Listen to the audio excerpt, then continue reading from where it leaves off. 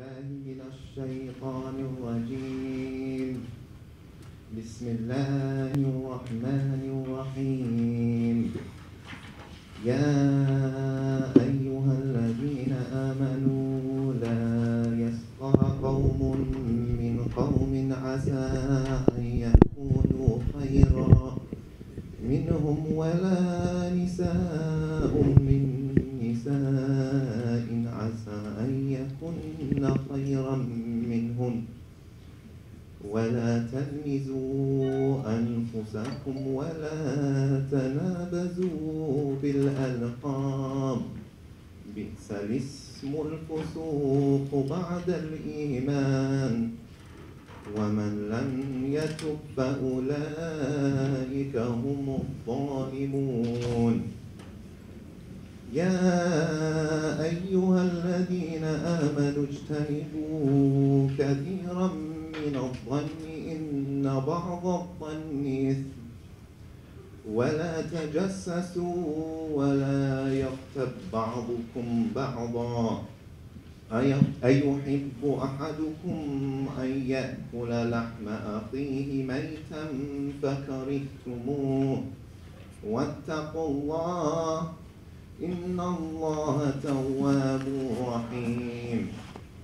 يا أيها الناس إنا خلقناكم من ذكر وأنثى وجعلناكم شعوبا وقبائل لتعارفوا إن أكرمكم عند الله أتقاكم إن الله عليم خبير. صدق الله العلي العظيم.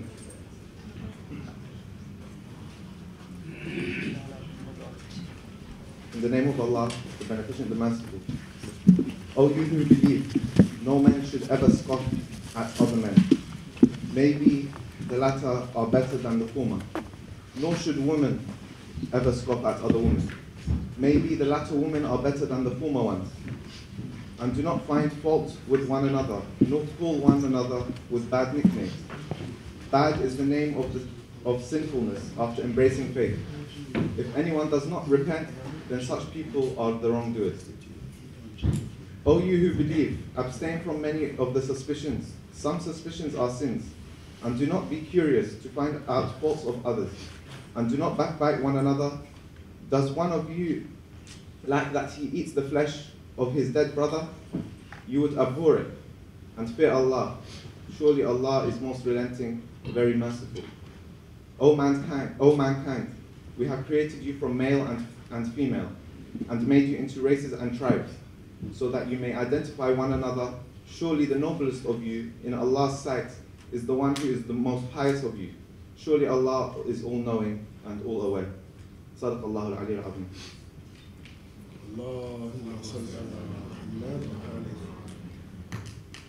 Recent events have led for more and more people to seek answers to questions about the reality of racism, Islamophobia, and freedom of speech in today's world. We've recently witnessed millions of people and government representatives take to the streets to mourn the deaths of those killed in Paris, yet 1,000 Nigerians killed on the same day receives no such global mourning. Neither do 3 young Arabs killed in Chapel Hill. We know that we will never find a solution to our problems if we cannot properly and bluntly identify and address them. Until we understand the reality of racism in our societies, we will never be able to empower ourselves. How long will we stumble over one another and put our own people down, trying to prove to a people that have historically seen us as subhuman that we are moral human beings, that we are not savages? How long will we ask for our share of freedom? This is the legacy of Malcolm X, that you seek empowerment from within first, and you take your freedom if it's being taken from you. If they will care about themselves, then who will care about us except ourselves? As Malcolm X said in the video, who taught you to hate yourself and see your kind as inferior? And finally, something that I would like to come out of today is the differentiation between racism and Islamophobia. Islamophobia is a branch of racism because the lands in which it flourished, such as Arabia and Africa, are supposed to be the lands of subhumans. But I see that many people have started to claim that Islamophobia is the new anti-black racism. However, even within Muslim communities and non-black communities of color, we find that anti-blackness is widespread until light skin is glamorized and dark skin is ostracized. How then do Muslims go out and protest racism and Islamophobia in the streets and not seek to address the internalized racism at home and overcome it? So until we as a people find empowerment within our communities, we won't find it anywhere outside. City University Ahlulbayt Society welcome you to our 3rd annual Social Justice Conference. The title this year is Malcolm X, The Struggle Continues, and the topic is Racism, Islamophobia and Freedom of Speech. Of course, Malcolm X was martyred on the 21st February 1965, and today is the 19th of February, so the event is a commemoration of his death anniversary. We are to have 5 speakers today and 2 poets. It seems that some of the speakers are stuck in traffic and what have you, as happens many times, but we will get on right away with the proceedings. So our first speaker is Sukant Chandan, who is a political analyst and coordinator of the Malcolm X movement, who are holding the 1st annual Malcolm X Film Festival around the UK in the coming months. He has appeared many times on Russia Today and Press TV and speaking on topics such as imperialism, colonialism, racism and white supremacy. So please, round of applause for Sukant Chandan.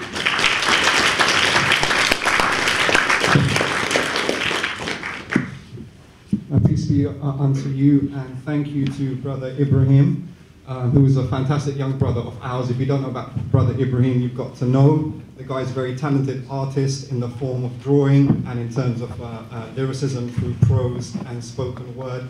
And thank you to all the brothers and sisters at City University ABSOC for putting on yet again another excellent event, well attended. I spoke, I think, well over a year ago now at the first event that you invited me to speak, which was also, I think, on the subject of Malcolm X, if I'm not mistaken.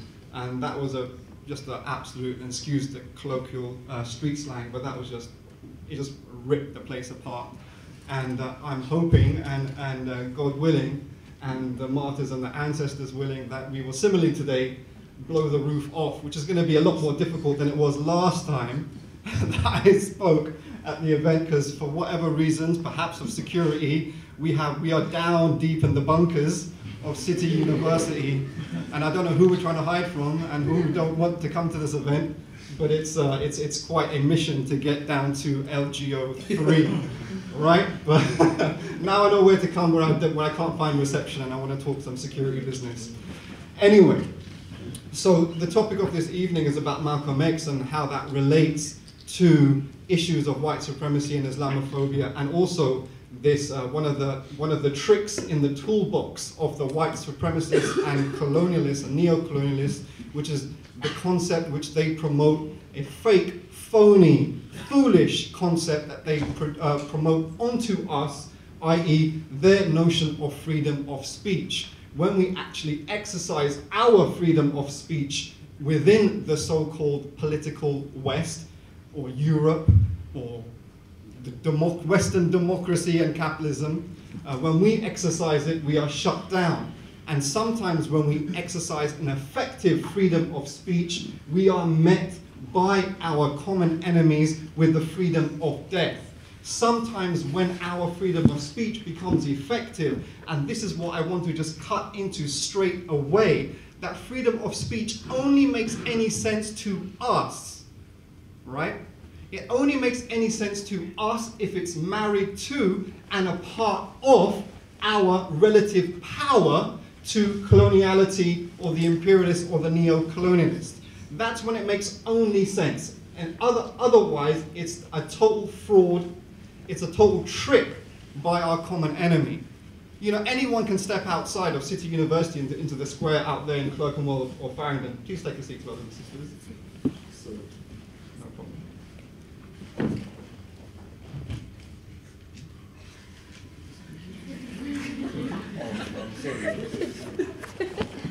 Anyone can step outside to the square, outside this building, and mouth off whatever you want to mouth off. And generally you may be very offensive, and generally what you might say may even break a law. But yeah, everyone has relatively a narrow right of freedom of speech if you step out. If I step out and said victory to Hezbollah, if I stepped out and said victory to Putin and China against NATO, no one's going to arrest me, but my words are meaningless unless they're married to something, i.e. a struggle, a movement, a relative movement of power, that my freedom to exercise my speech can have any meaningful sense to us as a collective people. And as a collective people, I mean all people who are oppressed by the system of colonialism, white supremacy. And that does not mean that we are all equally oppressed. No, there is a hierarchy imposed upon us in which oppressed people operate, right? So, for example, in this hierarchy, one of the biggest and one of the longest victims of oppression are women and girls. Actually, women and girls have been facing a war against them for millennia. And also, within this hierarchy, we can see that they particularly dehumanize those of a darker hue or a darker pigmentation. And they seem to promote a white supremacy amongst those of us who have a lighter complexion. And there's many other hierarchies that we can go through in the colonially defined system of oppression.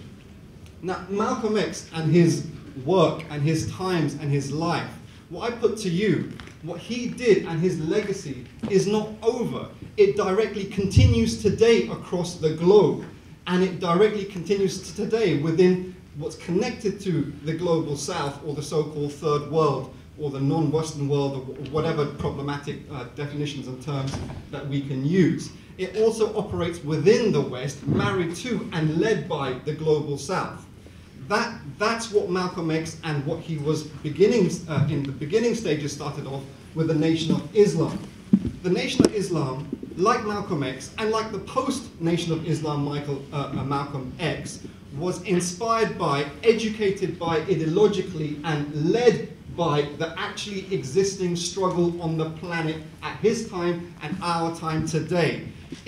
However honorable and noble and relatively courageous British students were, and the British left were, in opposing apartheid in apartheid South Africa, it was only but the Black Revolution, the revolution against apartheid, led by the ANC and the Communist Party and the Pan-African Congress and many other formations, that defeated apartheid. Wasn't no Westerners, wasn't no British students.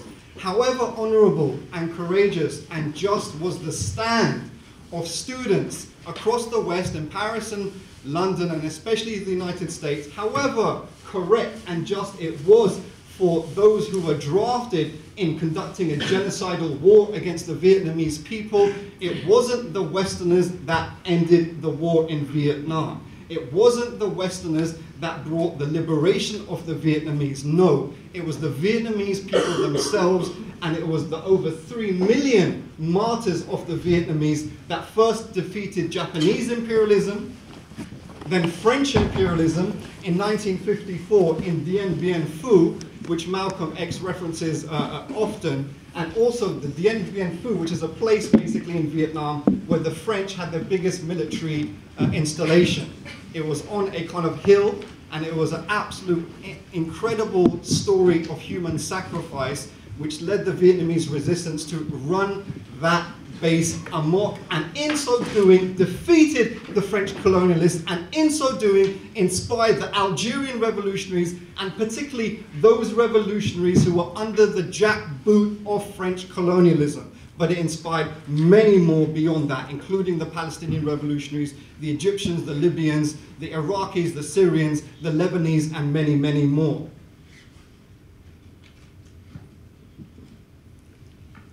So the point I'm making is that nothing happens for, thank you, nothing happens here for us in the so-called West unless it's predicated upon our victories in the global South. I put it to you actually that nothing progressive, so-called, has ever happened in the West We have made no advances, whether it's black or brown, or even so-called white people, English people, French people, Italian people, Yankee people, white people. You have never seen an advance for yourself except that which was under the sacrifices of the anti-colonial struggle which was conducted by the masses in the 3 southern continents. You cannot find any political space that was opened up for yourselves that we didn't open up, not for you, but for humanity in general, which just so happens to include you. Now, Malcolm X was inspired particularly by the Bandung Conference. And what was the Bandung Conference? It was the founding conference that led to the non-aligned movement. What was the non-aligned movement? The non-aligned movement was for the first time, and this is basically, I'm paraphrasing Malcolm X in his speech, I think, Message to the Grassroots, where he talks about, and please, please, I beg you to read Malcolm's speeches and interviews, particularly of his last several years. In the Message to the Grassroots, he explains why the Bandung Conference was such a historical development for black people across the world. And by black and the Black Revolution, which he also defines in the Message to the Grassroots, he defines the Black Revolution in very much conceptualized by what many third worldists or pro-global South people define as black, i.e. those, and this is, again, I'm quoting Malcolm X, the red, yellow, brown, and black peoples across the world. Those people engaged in a struggle for liberation against colonialism was what Malcolm X defined as the global black revolution. Malcolm X said that Bandung was very important historically, because, and I think he's absolutely correct, there was other conferences similarly, but Malcolm was right when he said that Bandung was the first time that the globally impacted, colonized peoples gathered together strategically and ideologically and conceptually in one place to plan and map out their unity in struggle in defeating our common oppressor. So that's why Bandung and the non-aligned movement and the general struggle of the so-called third world was so important to Malcolm X and so important, obviously, to the great majority of people on the planet who were victims of colonialism. Welcome, sister. Welcome, brothers.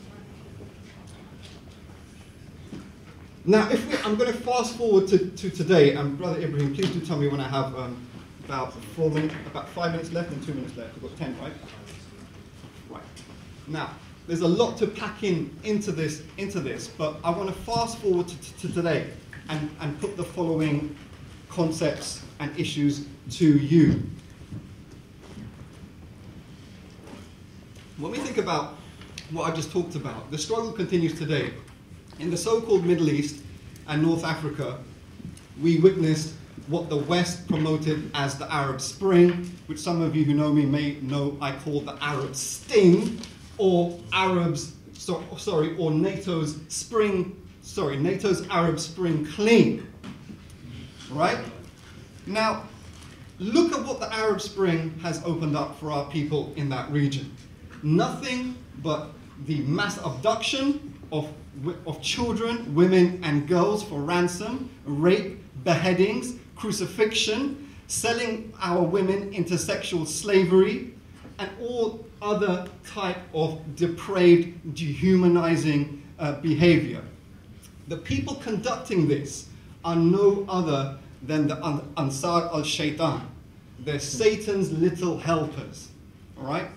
But they are Satan's little helpers as the asymmetric mirror images of their masters. Doesn't matter what they're saying, they're fighting the Crusaders and Jews. I didn't see them fighting the Crusaders and Jews and liberating our people. What I see them doing is raping our people and using the same conceptual framework that white supremacy uses, which is basically, you're Shia, you're outside of God's chosen people, i.e. me and my people, therefore you are subject to death or worse. And I will crucify you, I will put your head in the roundabout in Raqqa and show you as an example to everyone else. I will lynch you if you're Christian. I will lynch you if you are not Muslim according to my supremacist conceptualization of what a Muslim is. And God forbid it if you're anything else outside their framework. They are nothing else than the mini-me's of the biggest white supremacists, the biggest oppressors on the planet, which are running the regimes of Paris, Washington, D.C., and the biggest, most dastardly, most nefarious, most sly, most crafty oppressor on the planet today and for the last 5 centuries, which is running this dirty, depraved, institutionally child abusive, warmongering, genocidal regime here in the heart of whiteness. That's this decrepit city of London.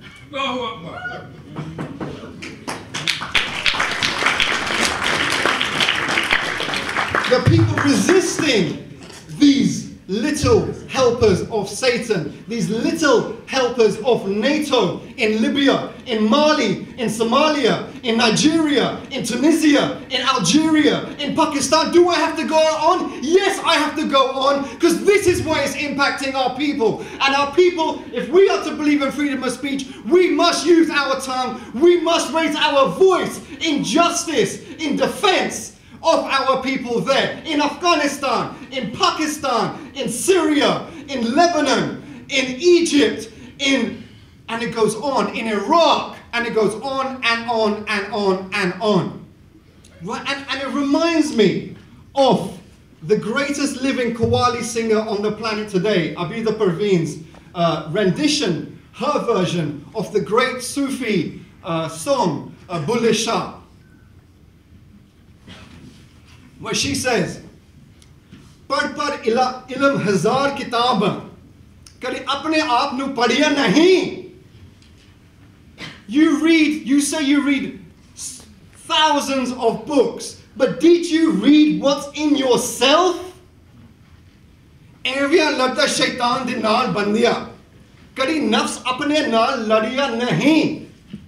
You talk about fighting shaitan here and there and everywhere. Did you not fight the manifestation of Satan in yourself? And this is what I put to those who are supporting Nusra and the Ikhwan and Al-Qaeda and ISIS, etc., and their little helpers right across the Western political spectrum, from the snakes, fakes, fools, and tools that we find in the Western liberal left, all the way across to the so-called little supremacists using and abusing Islamic garb. That you talk about fighting oppression. You are the ones delivering oppression for NATO in our homelands. You talk about fighting shaitan, where you have manifested shaitan in your heart and in your actions and who you are today. So this is what we're faced with. We are faced with a situation that either we're loyal to Najaf or we're loyal to Newcastle. Either you're loyal to Algiers or you're loyal to Lyon and Paris. There's no middle ground. Either you're loyal to Delhi and Lahore or you're loyal to New York and Delaware. There's no middle ground. You can wear your New York hat to the side if you want, but does that define you as a human being? Does that define where you stand, where your loyalty stands, where your ethics stand, where your faith stands? No, we will continue, and we must continue to be loyal to only that which gives us real freedom of speech, i.e. freedom of liberty. And I'll end in the last minute by saying this. We talk about freedom of speech. Malcolm X said, stop begging the white man. White man's never going to do anything for you. He's going to give you a few crumbs and say, hey, there you go. You've got state multiculturalism now. Shut up, be quiet, and be happy. Yeah? That's what he's going to say. But as Malcolm X said, if someone who stabbed you in your back took out that knife 1 inch, would you say that's progress? The man stabbed you in the back. He wanted to kill you.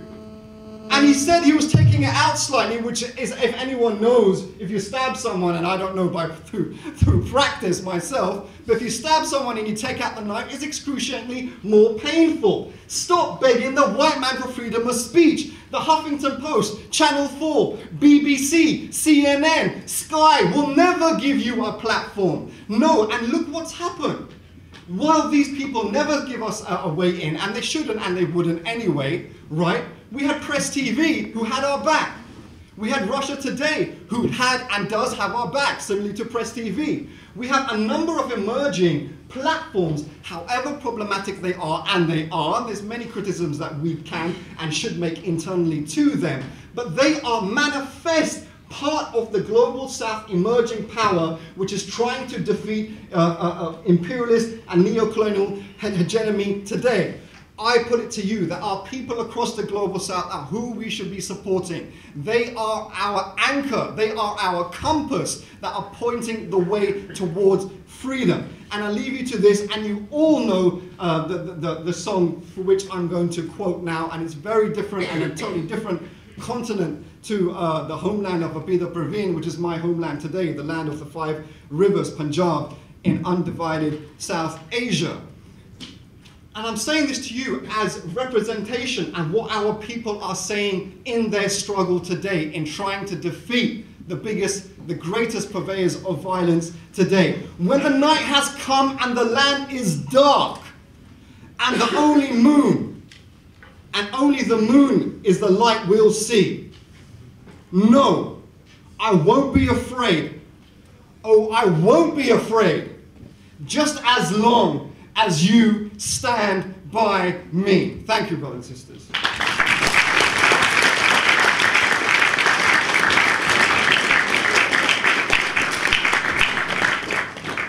Thank you very much, Sukant, for that very powerful and engaging speech, something wonderful for us to start off with.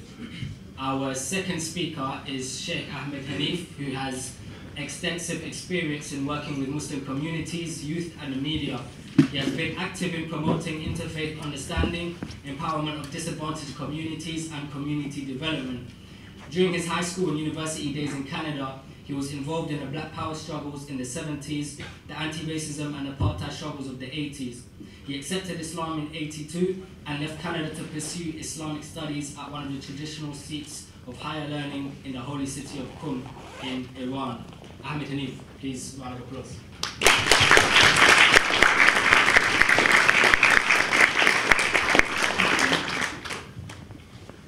بسم الله الرحمن الرحيم الحمد لله رب العالمين بارئ الخلائق أجمعين والصلاة والسلام على رسوله وحبيبه أبي القاسم محمد اللهم صل على محمد وآل محمد وعلى أهل بيته الطيبين الطاهرين المعصومين واللعنة على أعدائهم أجمعين من الآن إلى يوم الدين.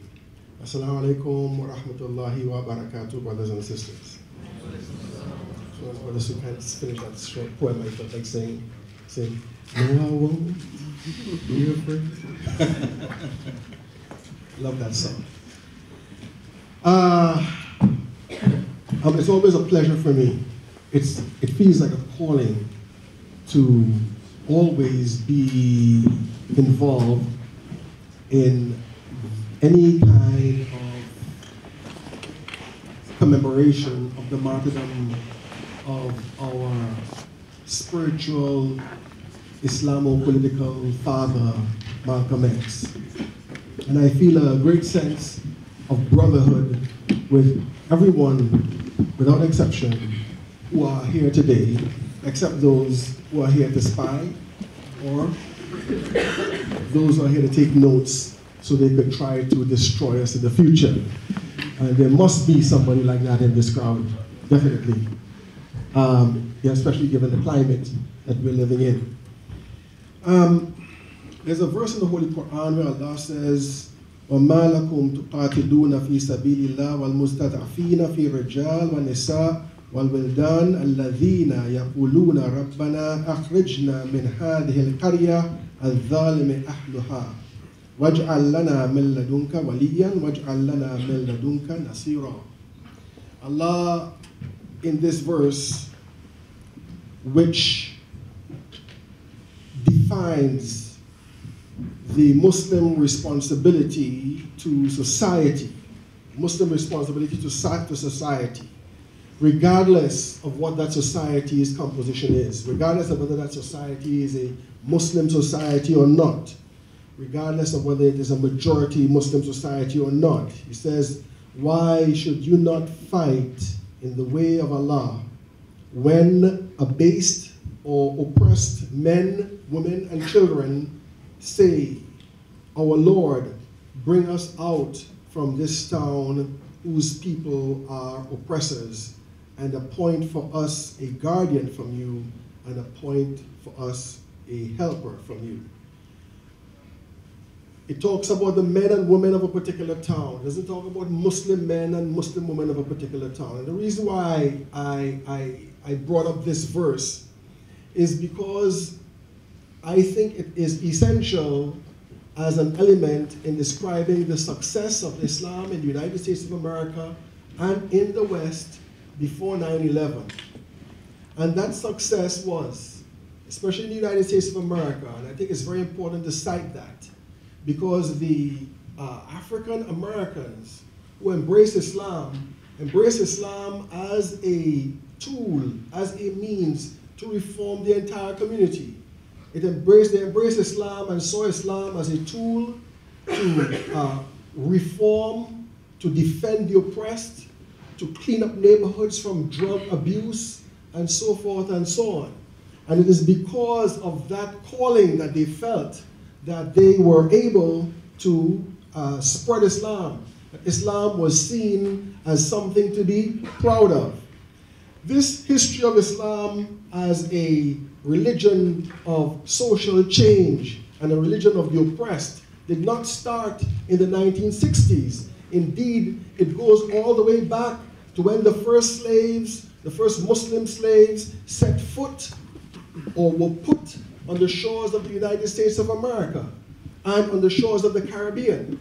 Because the Muslim slaves, you see, were people who were largely literate. They were able to conceptualize quite easily the objective circumstances in which they found themselves. They were able to organize people, to be able to resist. And so many of the great revolutions among slaves in the West were actually started by Muslim slaves. The Maroons, for example, were heavily represented by Muslim slaves who escaped the plantation. And indeed, in Brazil, I think somewhere in just before the mid-18th century, escaped Maroons, Muslim slaves, were able to establish the first caliphate, not the one like ISIS has got, but the first independent state in the jungles of Brazil. And it was only because of treachery that they were able to be defeated. You don't read this in your own history books, because while we're talking about freedom of speech, they decide what to put in the history book in order to keep us deaf, dumb, and blind. And when we get into the early 20th century, we realize that people by that time have only a foggy idea of Islam. But that foggy idea of Islam was enough to encourage people to use Islam to rise against the crushing apartheid that was present in America at the time. And so we had the Noble Drew Ali movement and so forth. Islam has been and has continued to be very, very intensely integrated with the struggle of the African in the diaspora. A very good example is the experience of Marcus Garvey. When Marcus Garvey was in the Caribbean and he was traveling around Central America and he was looking, and that was at the turn of the 20th century, 1920s or so, and he was looking at the deplorable conditions of black people all over the Americas, he wanted to do something, but he did not know what to do. He ended up in this city, London. And in London, he met a Muslim, an Egyptian Muslim, a dark Egyptian Muslim by the name of Dus Muhammad Ali. Dus Muhammad Ali was a follower of Muhammad Abdu. If you know your Middle Eastern history, you know Muhammad Abdu is a prominent reformer in the Sunni world in Egypt. Muhammad Abdu was the student of an even greater figure, Jamaluddin al-Asadabadi, or Jamaluddin al-Afghani, as some people call him. Jamaluddin al-Asadabadi was a Shia scholar who decided to leave the Hausa, leave the seminary, a very intelligent and very active Shia scholar who decided to leave the seminary and go out in the Muslim world and pretend to be a Sunni, because Sunnis are not going to accept him if he was a Shia. He pretended to be a Sunni, so he called himself an Afghani, because when you call yourself an Afghani, you could be a Sunni, you could be a Shia, and you have Persian as your language. And this is why he's known as Jamaluddin al-Afghani. And he was the first Muslim pan-Islamist, the first Muslim pan-Islamist. And he wanted to bring the Muslim world together. And he knew, he came to the idea that the most important thing to bring the Muslim world together was to create an organ, to create a media by which it speaks of all of their ills and all of their concerns. And he formed a magazine called Urwat al-Wuthqa, the firm handhold. So Marcus Garvey is in London. Marcus Garvey wants to do something for the African Americans in the Caribbean and North America and so forth. And he meets Dus Muhammad Ali. And Dus Muhammad Ali is a follower of Muhammad Abdu, who is the primary student of Jamaluddin al-Asadabadi, who is a Shia, doing taqiyya. Yes, brothers and sisters, he's doing taqiyya. And some of you brothers might have a problem with that. He was doing taqiyya because he was dealing with your own stupidity. Because you do not listen to people who are of a different belief than yours, which is the height of stupidity.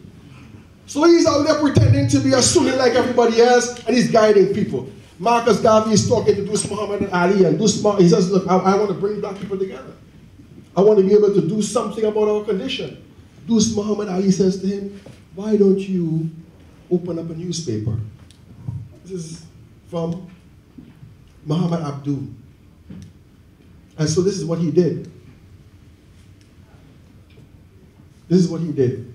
And this helped him to form the first and probably only most successful Pan-Africanist movement contemporary history has ever known.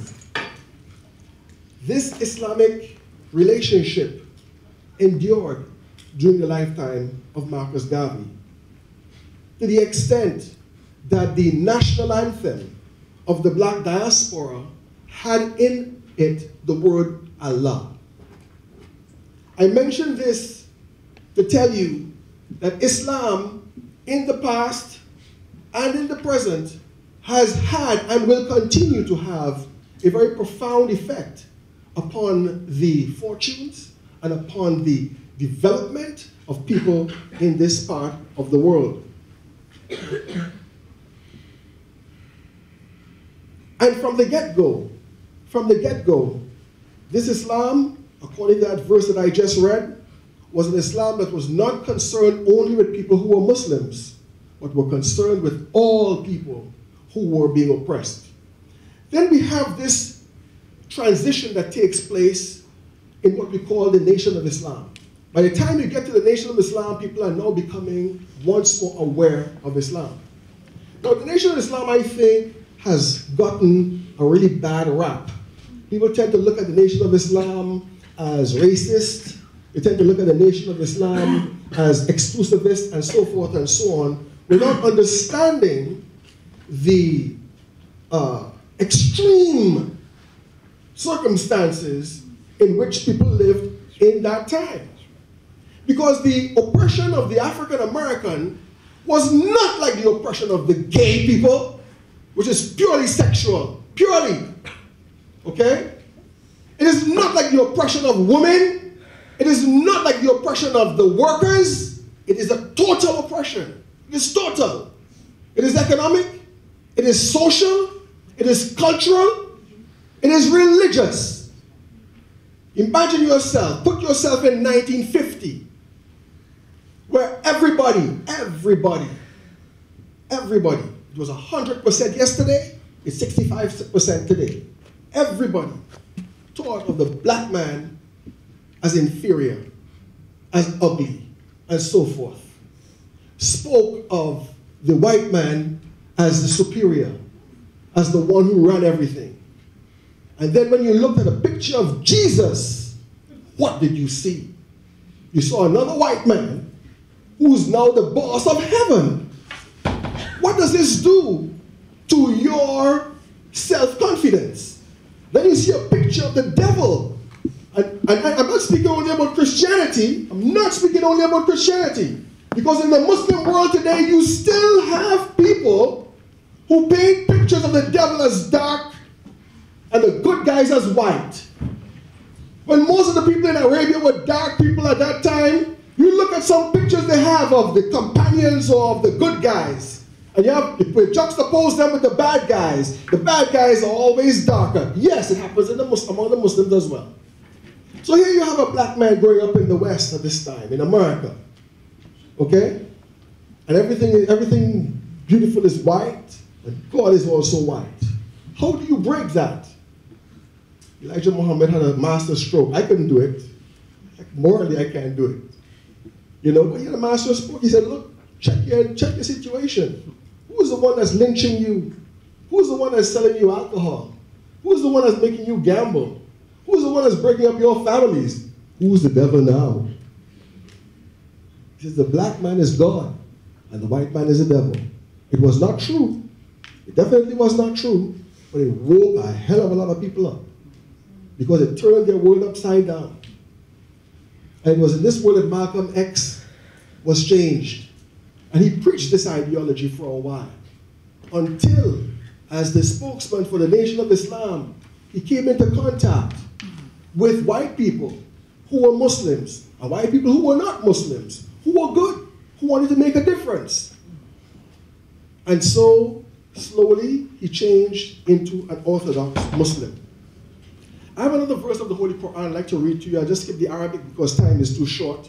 But it talks about Hazrat Ibrahim, Prophet Abraham.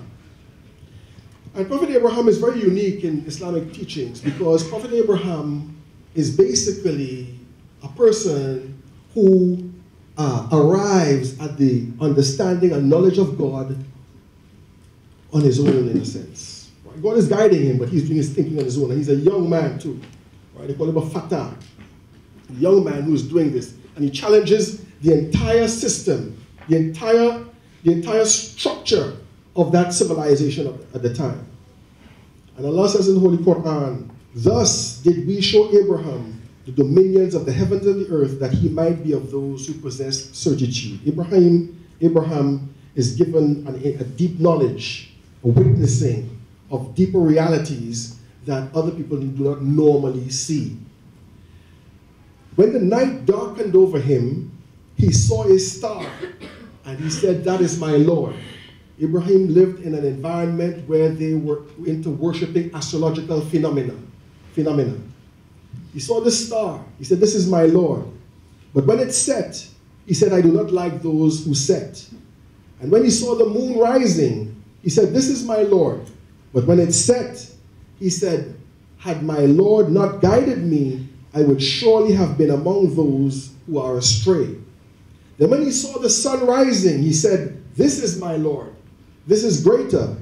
But when it set, he said, O my people, indeed, I disown what you take as his partners. Indeed, I have turned my face toward him who originated the heavens and the earth as a Haneef, and I am not one of the polytheists. A Haneef is somebody who is naturally oriented towards the truth.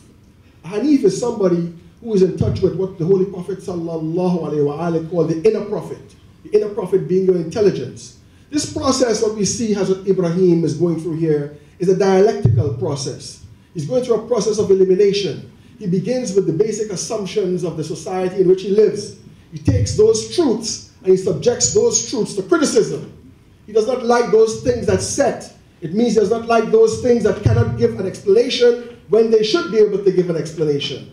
And by this process, he comes to the Lord of the worlds. And this is the process by which we all we all use in science, in politics, in all those things that we are faced with and confronted with. Here Malcolm X, for example, is confronted with the god of racism.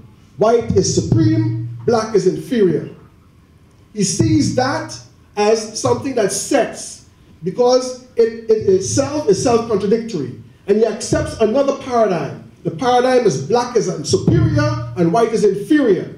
But he sees that also set. And so he liberates himself from that. And in that process, we see Malcolm X making Hajj to Mecca. We see Malcolm becoming an Orthodox Muslim. When Malcolm X becomes an Orthodox Muslim, he becomes liberated from that type of straitjacket in thinking. Malcolm X now becomes more relevant for non-blacks as well as blacks. Malcolm X now becomes more dangerous to the society that does not want people to be liberated. And this is where he gets martyred. And this is why we are here today. So this is Malcolm X and his role in the continuation of Islam. We see Islam has a role in liberation. And from the African American point of view, this role in liberation is one that is total. Because we too, as human beings, because we have a spiritual component to ourselves, we need a proper doctrine on spirituality. We need a proper perspective on spirituality. We do not and cannot tolerate the kind of mystifying types of behaviors that people who believe in these things do. We need a rational as well as a mystical religion that can tell us and educate us in being the best people that we are. What is the reaction of the Islamophobic community? And when I say the Islamophobic community, I mean that community of people in whose interests it is to destroy Islam. The most important activity that they do is to destroy people's readiness to accept Islam. And the only way they can do this is by two means. One is negative media, and two is the creation of a false Islam that will destroy people's attitudes or understanding of what true Islam is. When you look at what ISIL is doing, it is almost like a word-for-word stereotype of all of the stereotypes of Islam. Spreads by the sword, being intolerant, misogynistic, terrorist, and all of these things. As well as Sukant rightly pointed out, they might talk about the Crusaders and the Zionists, but we do not see any activity on their part in terms of dealing with that particular issue. This fake type of response that the West is doing, bombing people, is just a media coverage. Because basic war doctrine tells you you can never win a war from the air. You must always have boots on the ground. The same reasons why they had to invade Iraq, the reasons are even more pertinent now than it was before. Their intention is not to destroy that aberration. Their intention is to maintain it. Because in maintaining it, they have to maintain security here. It means that you're under even more surveillance. Okay? And also to keep the Eastern world destabilized. I'm just out of time, inshallah. We'll continue afterwards. Assalamu alaikum wa rahmatullahi wa barakatuh.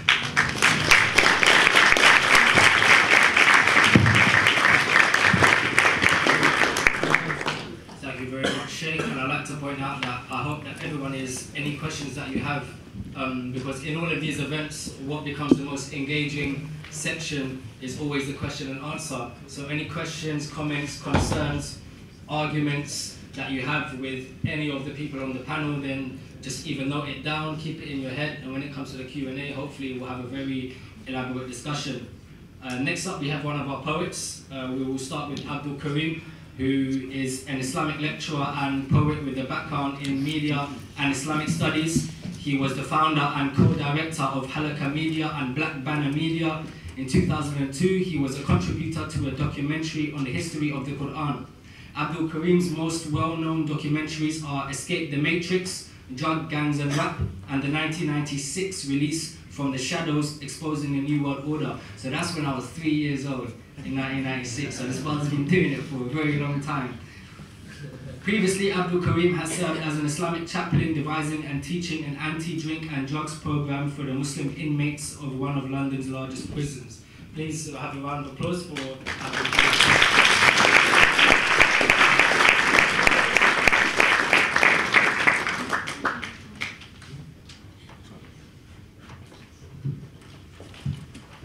Assalamu alaikum wa rahmatullahi wa barakatuh. Good evening, everybody.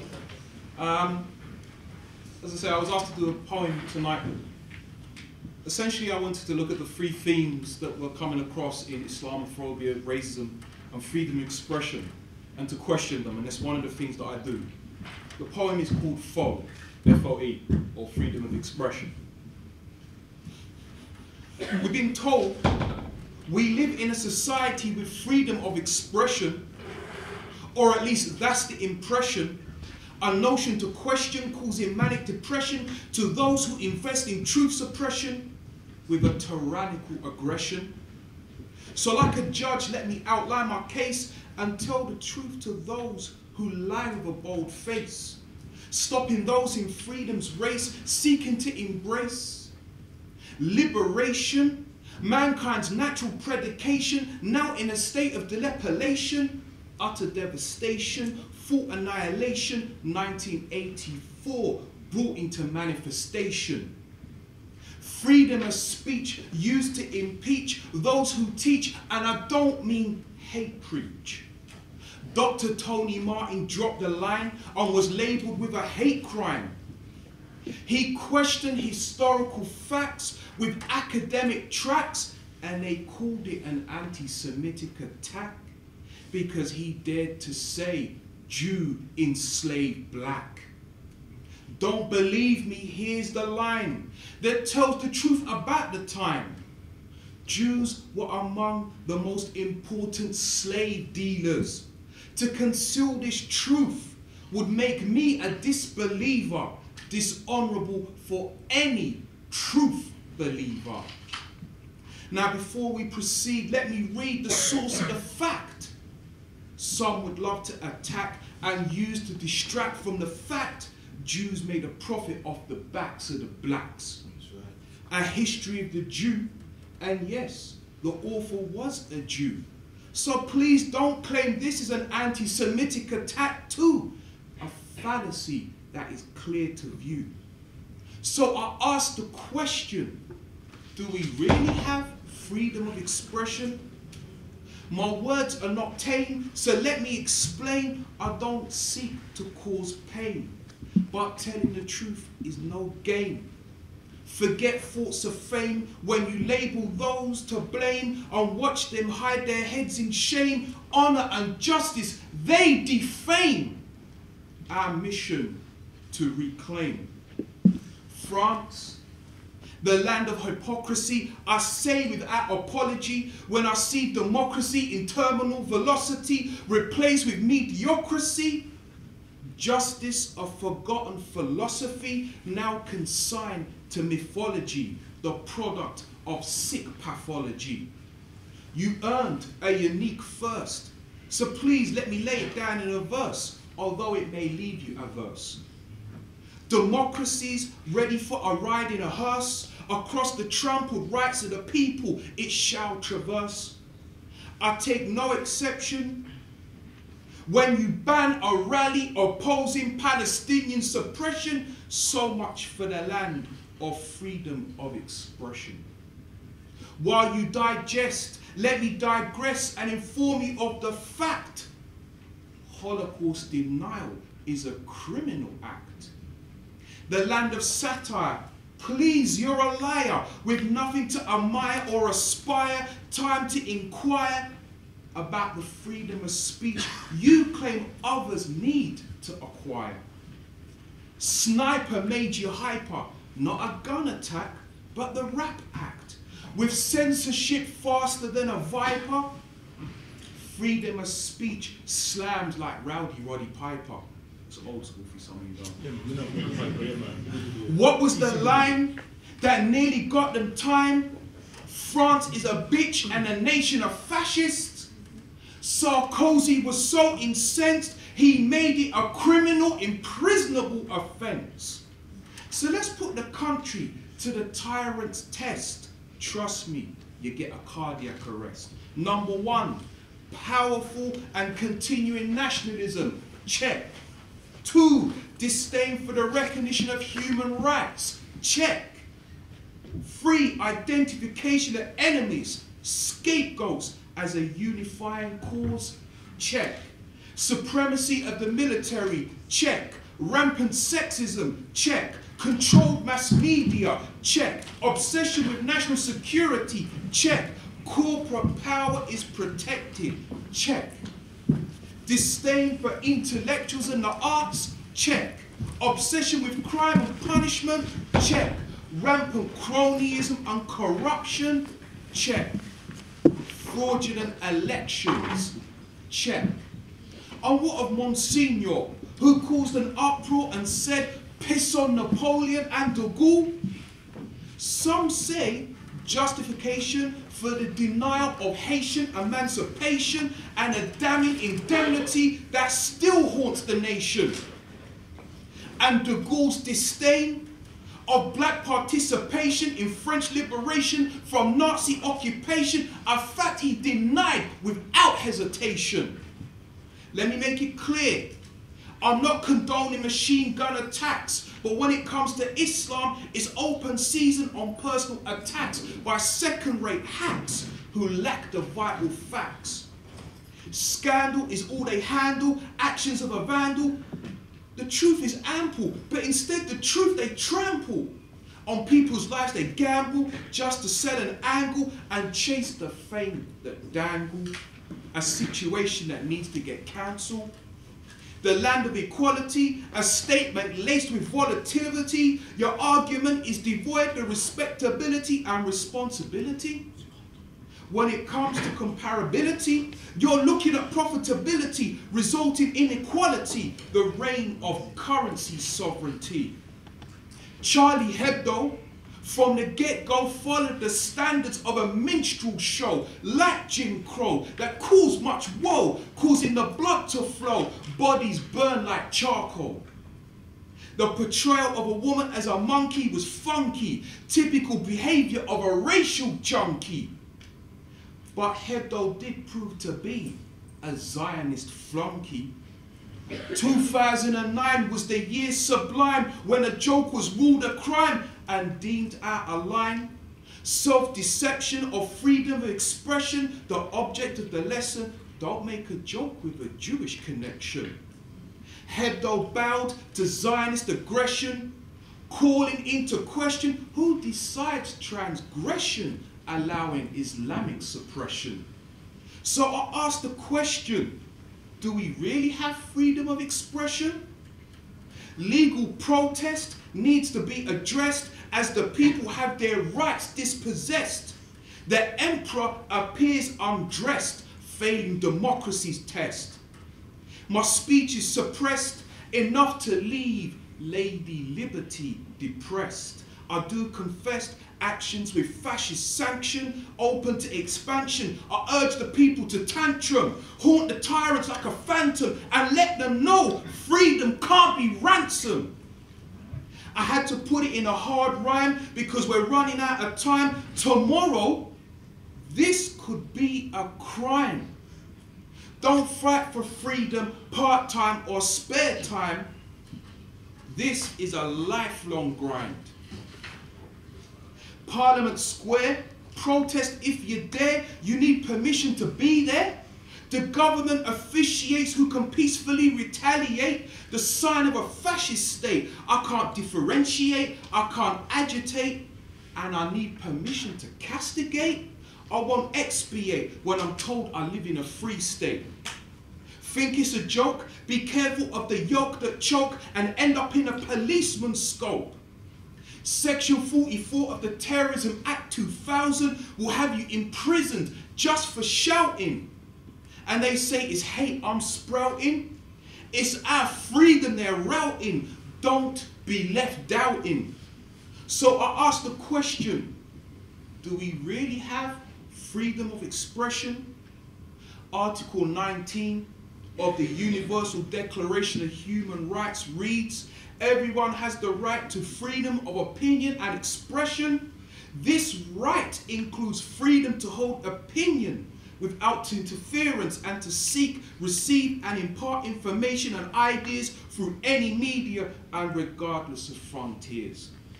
The Clash summed up this mess with words that impress and are timeless.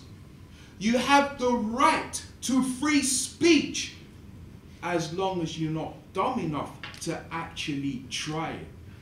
So I ask the question, do we really have freedom of expression? Thank you.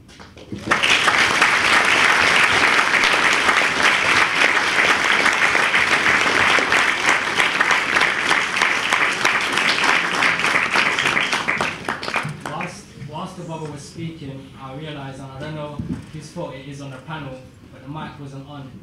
So I gave one of you the mic and told you to turn it on. And you didn't turn it on. But everyone heard that, right? So it's fine. I just want to add two things to this discussion. I want to add some context to the poem that you heard.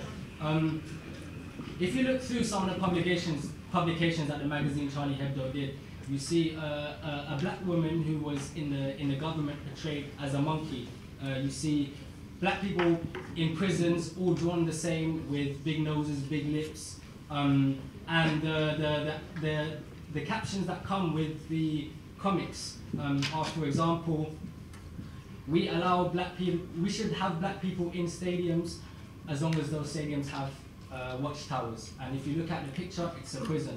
So the question here is that when millions or thousands of people take to the streets and they say, I am Charlie, does that not mean that they promote or they endorse everything that magazine endorsed?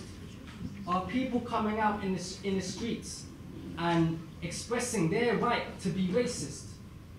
And in all of this, the question comes, is freedom of speech reserved for white people to say whatever they want about whoever they want?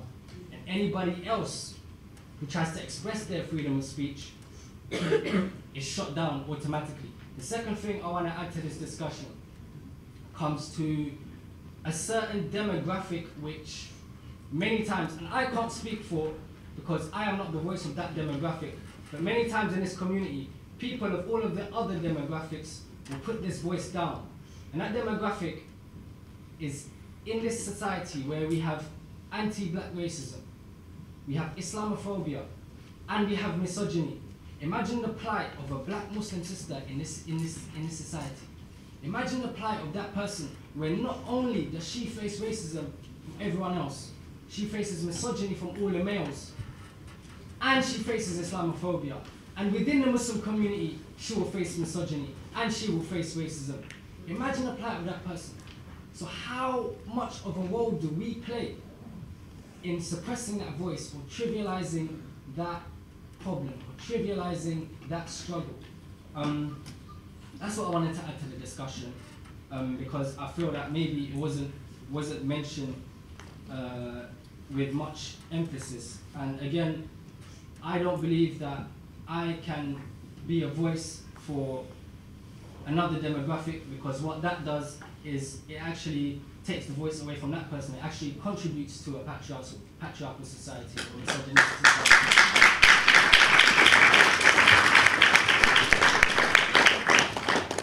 So I will not, or I seek not to contribute to a society where a man is the person who gives a voice to a woman, or a man speaks on behalf of the woman. With that being said, or rather, moving on to the next part of the event, we have Mohammed Sulaiyman, who has a Master's in Communication Design, is a community activist and social commentator.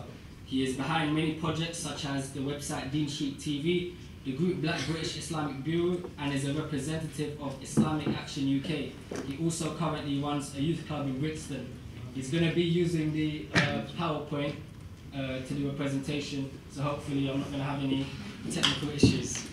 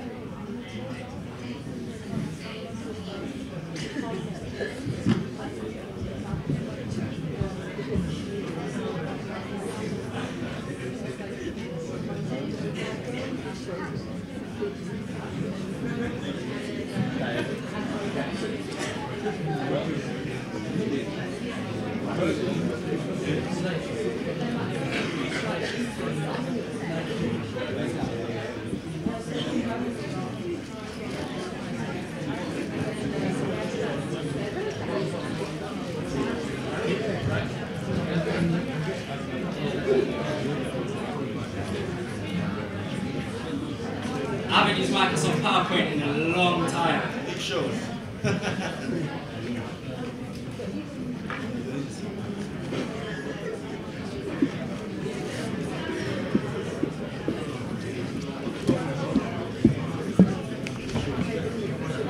Can we quiet it down for the speaker? He's waiting for you.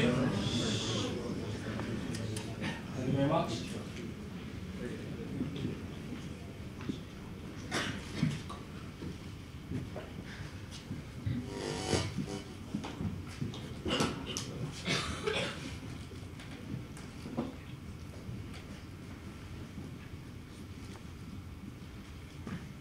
In the name of Allah, most beneficent, most merciful. I bear witness that there is no God but Allah, and that Allah is most merciful and most loving. And it's the God of peace, as described in Al-Quran with each verse, which is Bismillah ar-Rahman ar-Rahim, in the name of Allah, the most beneficent, most merciful. No other holy book has that statement in it, which describes the God of the book as the most beneficent and the most merciful. Today, I'd like to thank City University and ABSOC for putting on this tremendous event. I'd like to thank all of those who are here today, who have sacrificed their time to be here today, to listen to the tremendous speeches, the fantastic love and support that the panel has, and I'm sure some of you have, for our most beloved brother, Sheikh Al-Shaheed, Al-Hajj Abdul Malik, Shabazz Umawali, Malcolm X. So, I'd like to also thank our ancestors who survived the Middle Passage, who went through hell, who went through genocide and destruction, so you and I could be here today. I'd like to give thanks to the gods of those systems, the Ifa system, to the Orishus, and to all of the African belief systems that have helped us on our journey to be here today. I acknowledge them. Even though I'm a Muslim, I acknowledge them, because those were systems of peace. Those were systems for justice. And those were systems that were cruelly destroyed by white supremacy. But you weren't effective. Because Malcolm X, by the grace of Allah, was raised, I believe, to teach you and I how we can effectively challenge racism, we can effectively challenge sexism, we can effectively challenge Islamophobia. So we need to understand how important this individual was in the struggle of our people. Malcolm X, who was he? Malcolm X said he's a Muslim. That means as a Muslim, He didn't believe in sectarianism. He didn't try and create confrontation where there need not be confrontation. He said that as a Muslim, he will fight for the rights of the Muslim and the non-Muslim. He died fighting for the rights of Muslims and non-Muslims, for any human being who was oppressed. What did he say? He says he lives in a system, which we're still in, that was built upon the castration of the black man. Those of you who study black African history, you know that there'd be no Barclays Bank, there'd be no NatWest Bank, there'd be no international banking system if it wasn't for the blood and the sacrifice of the African. Am I lying or am I right? You can wake up, come on, I'm not that scary, am I? Am I that scary? Yeah, well, I won't bite you. Well, not yet, unless you show the other side of you. Malcolm X was not just about fighting for oppression, against oppression, but what he was saying, in terms of his speech we have here, that he said if you educate an individual, a man, you educate an individual. But if you educate a woman, you educate and free and liberate a nation. So the emphasis for Malcolm X was education for the sister. Do not deprive the sister and try to put her down. Because if you oppress half of your population, how in the world are you going to uplift that society? That's the problem with us today. So Malcolm X addressed this 50 years ago. Many people claim Malcolm, from black nationalists to socialists, to communists, to capitalists. Everybody tries to claim him, but what does he say himself? He says that if he can die having exposed any meaningful truth to help destroy the racist cancer malignant in America, that all of the mistakes are his and the credit is due to Allah. That makes you know he died as a Muslim. But that doesn't mean that because he died as a Muslim that we're going to be somehow think that we are better than everyone else. No, it doesn't. Malcolm X understood the dynamics of white supremacy.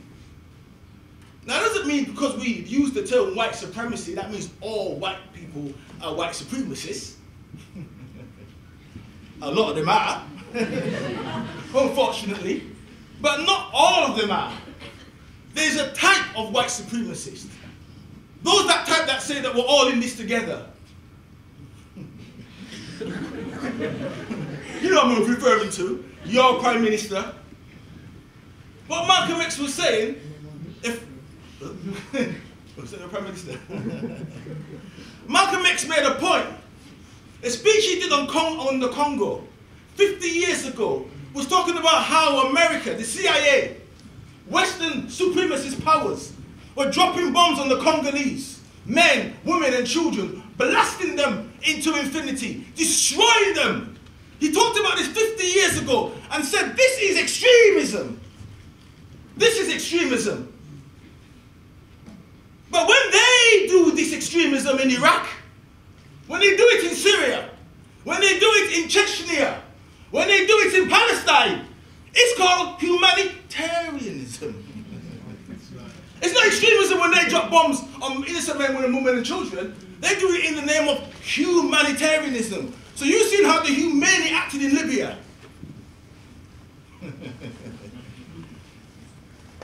Malcolm said that the media of this country, of the West, is the most wickedest weapon that's used against oppressed people. Because the media creates the image. So even if you're a monster, you will appear as a good person. And even if you're a good person, you'll appear as a monster. This is what they do. They use the press to trick people. What did Malcolm say? If they had their way, they would continue with white supremacy for as long as they can, because they're not going to stop doing it.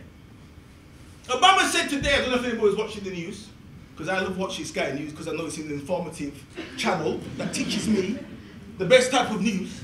Hannity and O'Reilly. Brilliant guys. Totally open. Fox News. Freedom of speech. Fair and balanced. Obama says today, we're not at war with Islam. Mr. President, I regrettably disagree with you. How can you not be at war with Islam? Who have you bombed in the last 50, 20, 30 years? Let's look at the countries. Syria, Iraq. You went into Iran. You overthrew Mossadegh. You went into Afghanistan. You've gone into all the Muslim countries. You've destabilized Bahrain. You've gone into Egypt. Name me a Muslim country you haven't put your filthy claws into. In Somalia. But we're not at war.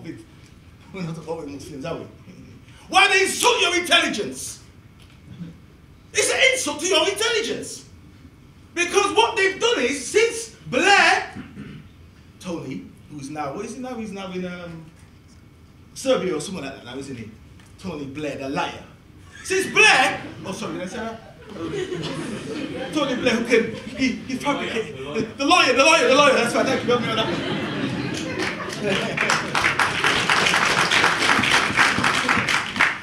Since the Iraq invasion, terrorism has gone up. Death has gone up. Extremism has gone up. But who are the victims of it? Not the West. Not you and I see here who are worried about whether or not Asda will close at 10 o'clock at night. Or Argos will close. It's Muslims. Muslims have been the victims of terrorism, have been slaughtered and murdered in their thousands, incalculable figures, have been, evil has been put on Muslims, and we sit here as if it does not concern us, as if their rights don't mean anything to us, because we're too busy trying to curry favor with the powers that be. This is the problem. This is the problem. It's a shame. Because they're now coming out with a new counter-terrorist bill. You heard about this one? This is an attack on Muslims. They can stop you anytime they want, anywhere you go, if you grow a beard. Not the sisters. But the brothers, if you decide to grow a beard one day, they can stop you at the airport and go, well, you've grown a beard, they don't have a beard before, so therefore we're going to arrest you. Right? If you send zakat to Syria, oh, that could be seen as terrorism. They're bringing this bill in. How many of you know about that bill? Yeah. What have you done about it? Okay. Tell Mama. Have you heard about Tell Mama? And Mend? Anybody heard about them? Wow. That's a lot of people know about these hate crime organizations. They reported that most of the attacks on Muslims, 58% of all incidents reported to them last year, of those 80% were on Muslim sisters. Sisters like these sisters in the audience who are wearing hijab, or sisters who have niqab, or sisters who look on anybody who look Islamic. These attacks are being done against them. So imagine brothers, there's sisters out there. I don't know if anybody saw the video where this beast went up to a sister from behind and punched her in her face and knocked her on the floor, breaking her jaw. Anybody see that video? And hands up, anybody saw that? Right.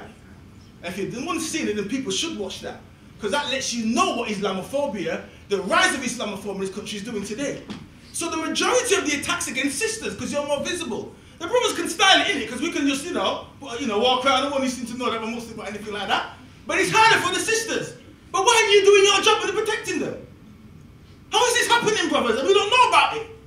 Or some of you don't know about it, because you're slipping. That's a black vernacular for those who don't know the term. Right. So we can see that since 2014, universities have done studies to show Islamophobia is on the rise. It's on the rise. It's not going down. Because to demonize people for for foreign policy, you have to demonize them at home and abroad. You can't be fighting the horrible, evil brown people abroad and have nice brown people in England. No, you demonize both of them. The same as Hitler did when he went on the rampage. The same old game that Hitler played. Demonize a group of people, and then you get the people to hate that group, and then you go do whatever you want to do to bestialize and destroy that other group. The same as the Jews in Germany are talking as if it don't concern us. We're not afterwards. That's just Hitler doing with them Jews over in Poland. It'll never come to us because we're more German than anyone else. They'll have the gas ovens ready before you even know it. And history is best qualified to reward all research. Don't get scared. Come on now. I mean, come on. You have to get scared of it because we can change it. But it comes down to you and you and you and you and you to do something about it. So we can see Islamophobia is on the rise. Go back a bit.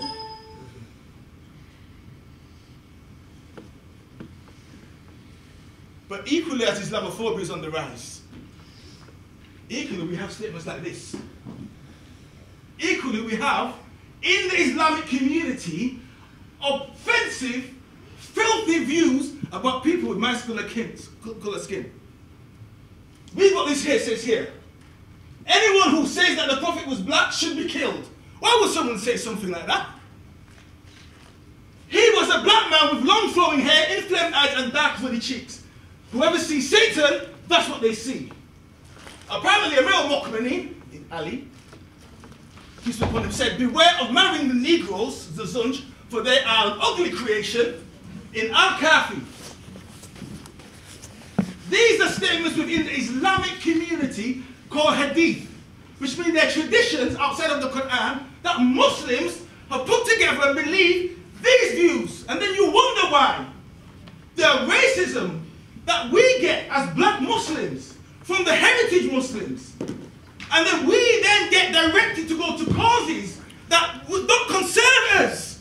And we should be clean of our community, but we're going to talk about our women in Afghanistan. Michael Adibalayo, in case you don't remember him. He talked about our women in Afghanistan and our people. This man couldn't even marry an Afghan woman, but our women in Afghanistan. This is a Negro out of his mind. Because at the end of the day, your problem of Islamophobia as heritage Muslims will never be solved until you solve your inbuilt racism, prejudices and hatreds and gender politics.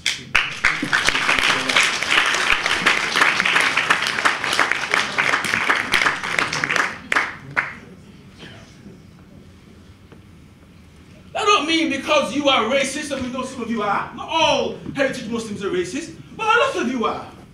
A lot of you would never marry your daughter to a brother who was black, or even white, or revert Muslim, or so-called revert. You wouldn't do it. So we ain't begging you for nothing. Islamic Action, the group I represent, we're representing a new type of Muslim, new type of African Muslim, who loves his African culture, loves his African heritage, will never give it up. Will never follow other heritage Muslims who are going to paint pictures of the Prophet Muhammad as white, paint pictures of the Imams as white, paint pictures of Jesus as white. We're never going to follow them type of people. We ain't going to come begging for you for nothing. Oh, we're saying that the Ansar and the Muhajirs in the Ansar, the community that left Mecca and went to Medina, just help us to do what we need to do for ourselves. We ain't coming after your woman, as you think. We ain't. We're saying that we want our own economic, social, political systems and civic abilities to do for ourselves. But you're so wicked at times with racism, you don't want to help us. You read the Quran, but you translate it to your political opinion and your religious affiliations. And you use it as a political football to play your geopolitical hegemonic games.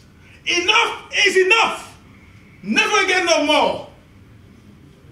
So we are not here to be your football. We're here to be black men, standing up strong and proud as Muslims, but fighting for the rights of all human beings who are oppressed. Like our Prophet Muhammad, peace be upon him. No praise to Jesus of Allah. So in my conclusion, we need to confront white supremacy.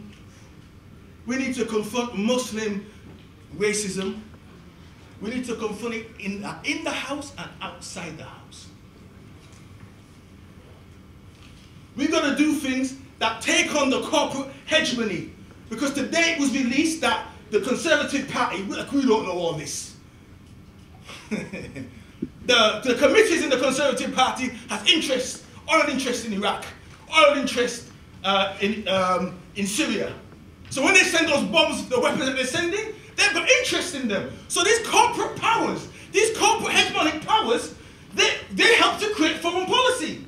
So the Prime Minister can only do what the corporate entities are telling him to do. So these evil groups like Coca-Cola and Apple, and all the rest of these other groups that you support. Imagine Coca-Cola sponsoring health products or sports products. The thing that rots out your teeth, you know, and you can actually clean a car engine out with Coca-Cola. So they give you bad, cheap, evil food, and then they sponsor it and say, we're waiting for healthy for communities. But they insult your intelligence every day. But we've got to be wise to see what they're doing. So what we're going to do by fighting it, we work with progressive forces. We say that we're Muslim, yes.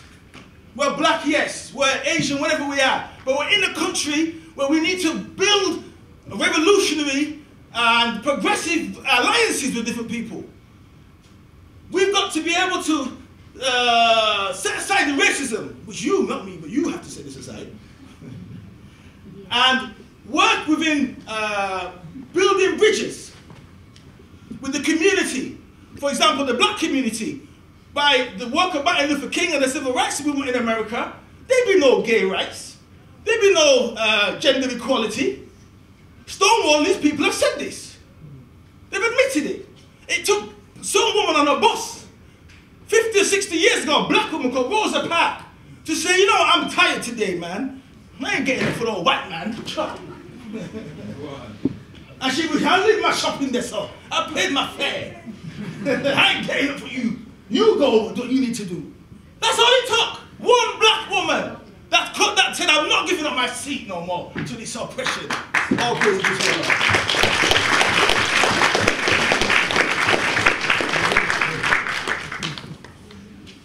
Right, I've been ushered off. I'm going to end with this. You can see what's on there, what we need to do. I just want to know the question and answers, are we going to do it? The verse in the Quran, Surah Ar-Rahim, is the Ja'ana Zulay wal-Fat. وَرَاتْنَازْ يَدْخَلُونَ فِي دِينِ اللَّهِ أَفْوَاجًا فَسِبَّ بِحَمْدِ رَبِّكَ وَاسْتَغْفِرْ إِنَّهُ كَانَ تَوَّابًا.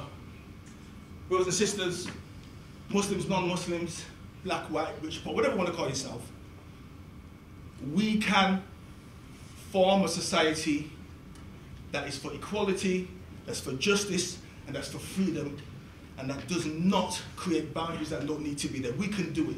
But we have to believe in our hearts that we can do it, and we need to work together for it to be done. And believe me, it is achievable. Because the people who are oppressing you are less than 5% of the 95% of us. Thank you.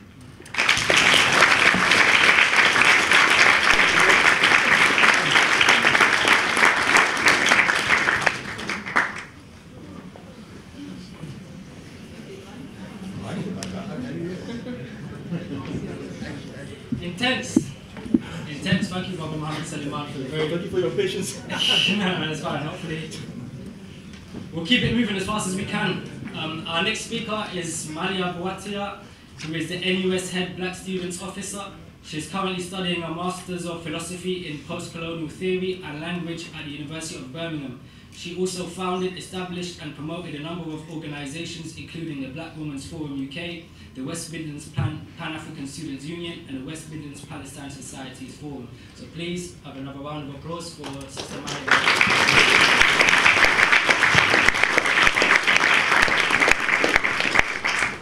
Assalamu alaikum. So I just want to thank Brother Ibrahim and the Ahlulbayt Society for inviting me here this evening and for organising such an important event. I think I'm still learning and developing, so I can't quite go off script as well as all the previous speakers, so bear with me. So today I'll be focusing on our current context as young people of the Global South, and not with the intention of depressing everyone, but rather to remind you that it's good and important to get angry. In the words of Brother Malcolm, whose legacy we are remembering tonight, usually when people are sad, they don't do anything. They just cry over our condition, but when they get angry, they bring about change. The urgency of the need to take action has to be felt, and quickly, given the ever-growing storm which continues to head towards us. What should already be one of the biggest calls to action at the moment, which was mentioned previously, is the application of the Counter-Terrorism and Security Bill, which received its royal assent just last week. This bill proposes a number of measures that build upon 18 years of previous anti-extremism legislation that has served to legitimize mass surveillance and erode people's civil liberties in the UK. It's going to mean the seizure of passports from people suspected of involvement in terrorism, so the police and border officials will be granted the power to seize a person's passport for up to 2 weeks and even longer. All the officer needs to exercise this power is suspicion.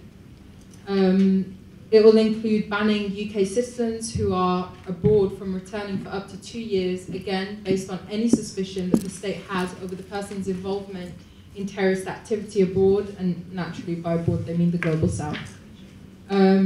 Even those suspected, never convicted of terrorist activity will be even more restricted in their daily activities. Some will even be forced to live a form of internal exile, if you will, by getting sent to different locations in the country and just having to set up shop there. So we're talking millions of civil servants, doctors, teachers, literally being trained on how to spy on Muslims, and Muslims being a term which groups all non-white people in this society, all of whom have given their trust to these individuals and services. Within education, one of the most destructive of implementations will be the placing of the government's prevent anti-terrorism strategy on a statutory basis, making it a legal requirement for public bodies such as universities to implement it at the risk of prosecution otherwise. Yet the mainstream argument that argument leverage against it is that putting the duty to prevent extremism flourishing on campuses by monitoring extremist speakers could cause conflict on issues to do with free speech, which universities already have a duty to protect. Free speech on campuses and the ability to explore and challenge ideas in universities is of course important, but free speech has never really existed for Muslims and black people anyway. So within a social context where Muslims in Europe are a minoritized and heavily racialized group, there's the pressure to assimilate within the dominant culture and cultural frameworks, sometimes at the expense of the values of those communities, as with other minoritized groups and black people. Because of the power dynamic within society and the differing levels of cultural capital afforded to Muslims and non-Muslim Europeans here, the power to define moderate and extremist Muslim lies with the dominant culture. So you are either all moderate extremist on their terms, not your own, and not on any prescribed theological terms that you adhere to. Legitimizing the distinction allows those with power to construct and prescribe your own identity around you. In this case, a so-called moderate Muslim being that which uncritically accepts European values like secular liberalism, who identifies as a proud British Muslim and waves those Union Jacks. He'll not speak against Western intervention in Muslim lands, so basically the pacified subject.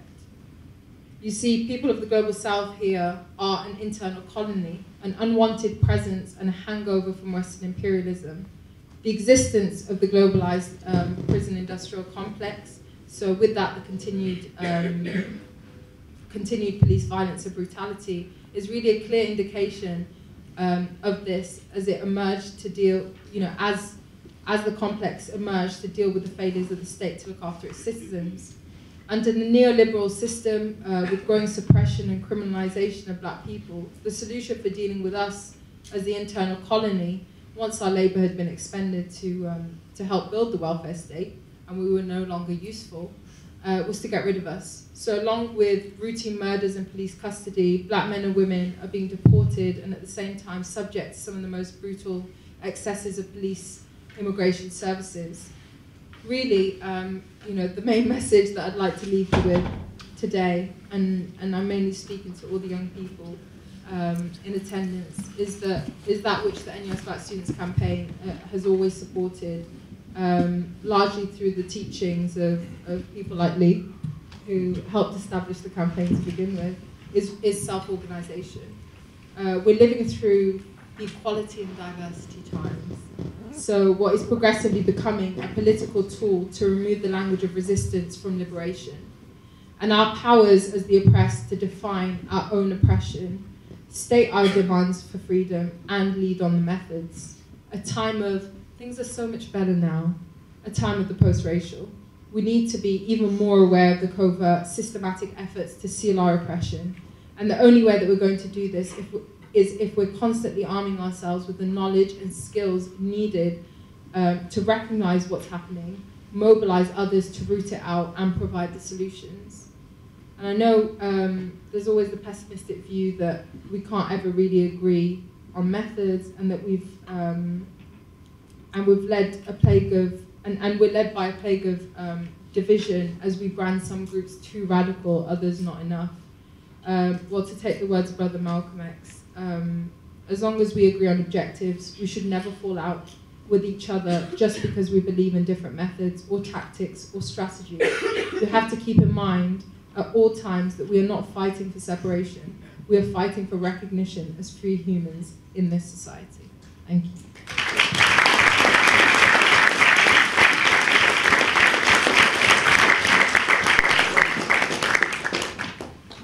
We're going to have one more poet, and then Brother Lee Jasper, and then time for the Q&A.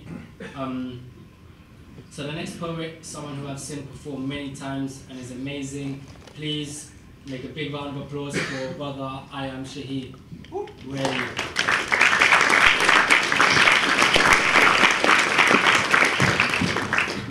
I used to blaze and get blown away when I smoked the grave. Since Samia means without seeds, make no mistake. Now I return to my sober state.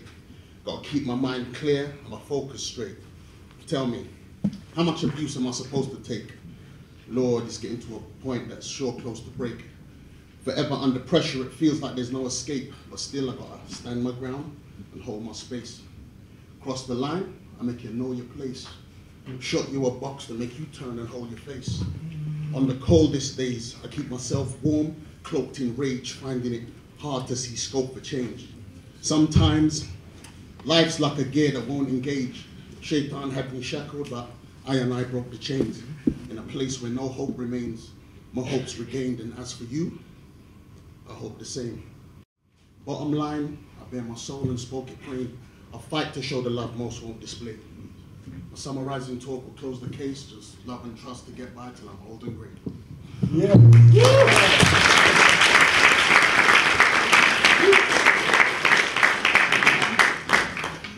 Where there's a will, there's a way to win. Where there's a will, there's a way to win. Where there's a will, there's a way to win. Where there's a will, there's a way to win. Where there's a will, there's a way to win, work and play to win. Knowledge God, the greatest thing, is how come we bypass the greatest, looking the latest thing? Is this the predicament that history has placed us in? We, the wafer thing, chase paper kings. Money don't make a king, nor does it bring the happiness that they say it brings. You know the shout, mouth open, story fly out, we taking him, thinking like a slave. It ain't gonna change a thing. If we can't start until someone else says begin, free from chains and still can't break the link, how the hell on earth we expect to escape the brink of extinction? Let us face the fact that we're afraid to think that there's more to life than scrape and scrimp, so life becomes bitter and dry like the taste of gin. Anytime we take shortcuts, police take our prints. Whether for lesser or greater things, look at the state of things. Look at the state we in. Minor virtues, major sins. A cold reflection of a system we raised up in. What will be the shape of things to come? If we ain't razor sharp, we'll be razor thin. We can turn it round in the time it takes to blink. If we can't see the kingdom, it must be a place within. Woo!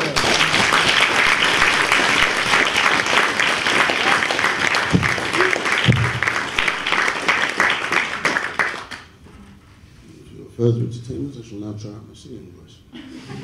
Don't, please.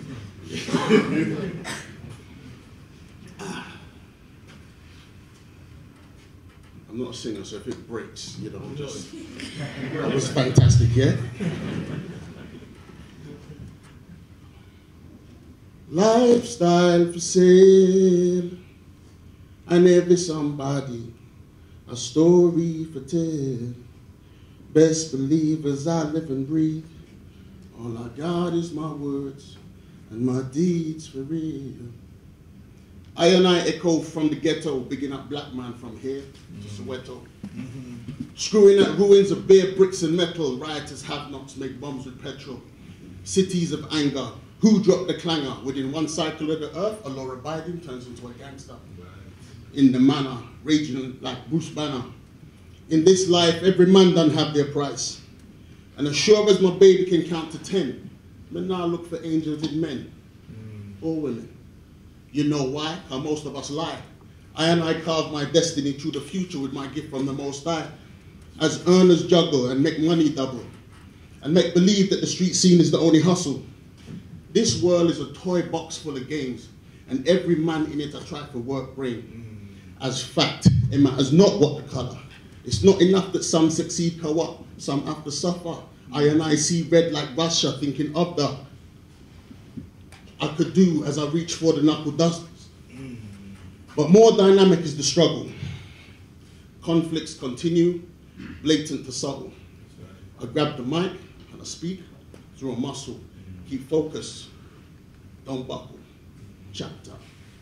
Lifestyle for sale, and every somebody a story for tell. Best believers I live and breathe.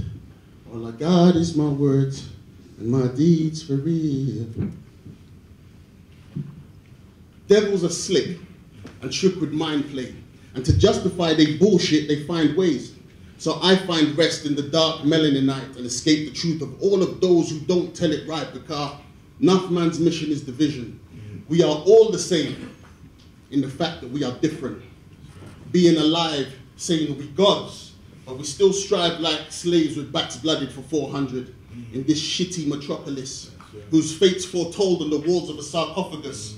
Now we riff, cause we in the mix of historics and hieroglyphics, brains bounce betwixt biblical and Quranic scripture. Ewa, I and I formulate my own picture.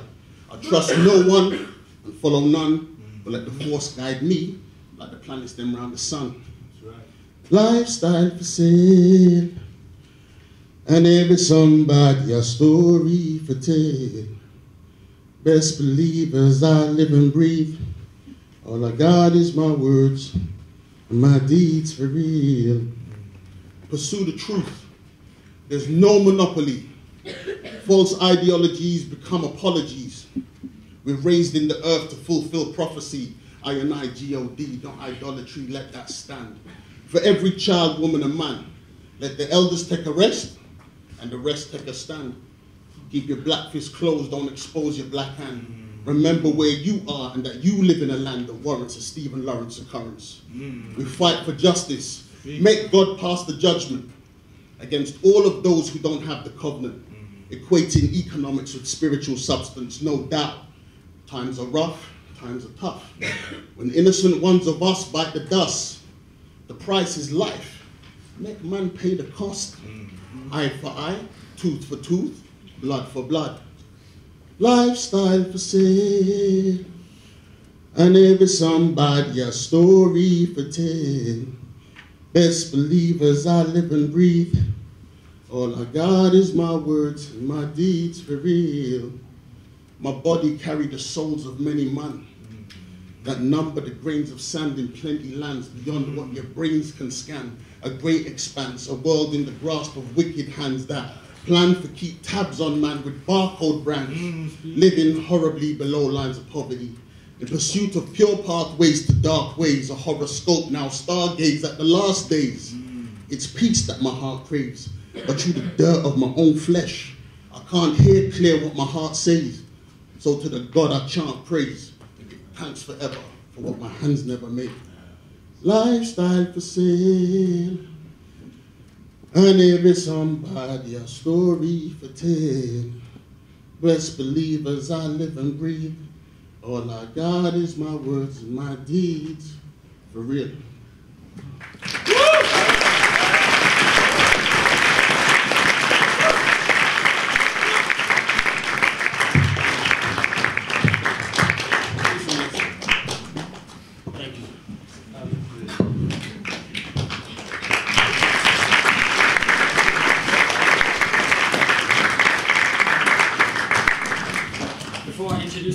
speaker, I've just been asked to write the hashtag on the board. So anyone using Twitter, please tweet with this hashtag. The struggle continues. There you go, struggle continues. Our final speaker before our Q&A is Lee Jasper. Lee Jasper is a Respect Party politician from Manchester. He is a British race relations activist and served as senior policy advisor on equalities to the former mayor of London, Ken Livingstone, until Ken Livingstone resigned on March 2008. Lee Jasper was a witness at the Stephen Lawrence inquiry as representative for the 1990 Trust, and was also a campaign group member of the Lawrence campaign, accredited for the intervention of Nelson Mandela in support of the Lawrence campaign. There are so many more things to say about the brother. You can even check him on Wikipedia, Lee Jasper, but we'll get to it and introduce him. Please make some noise or clap for me.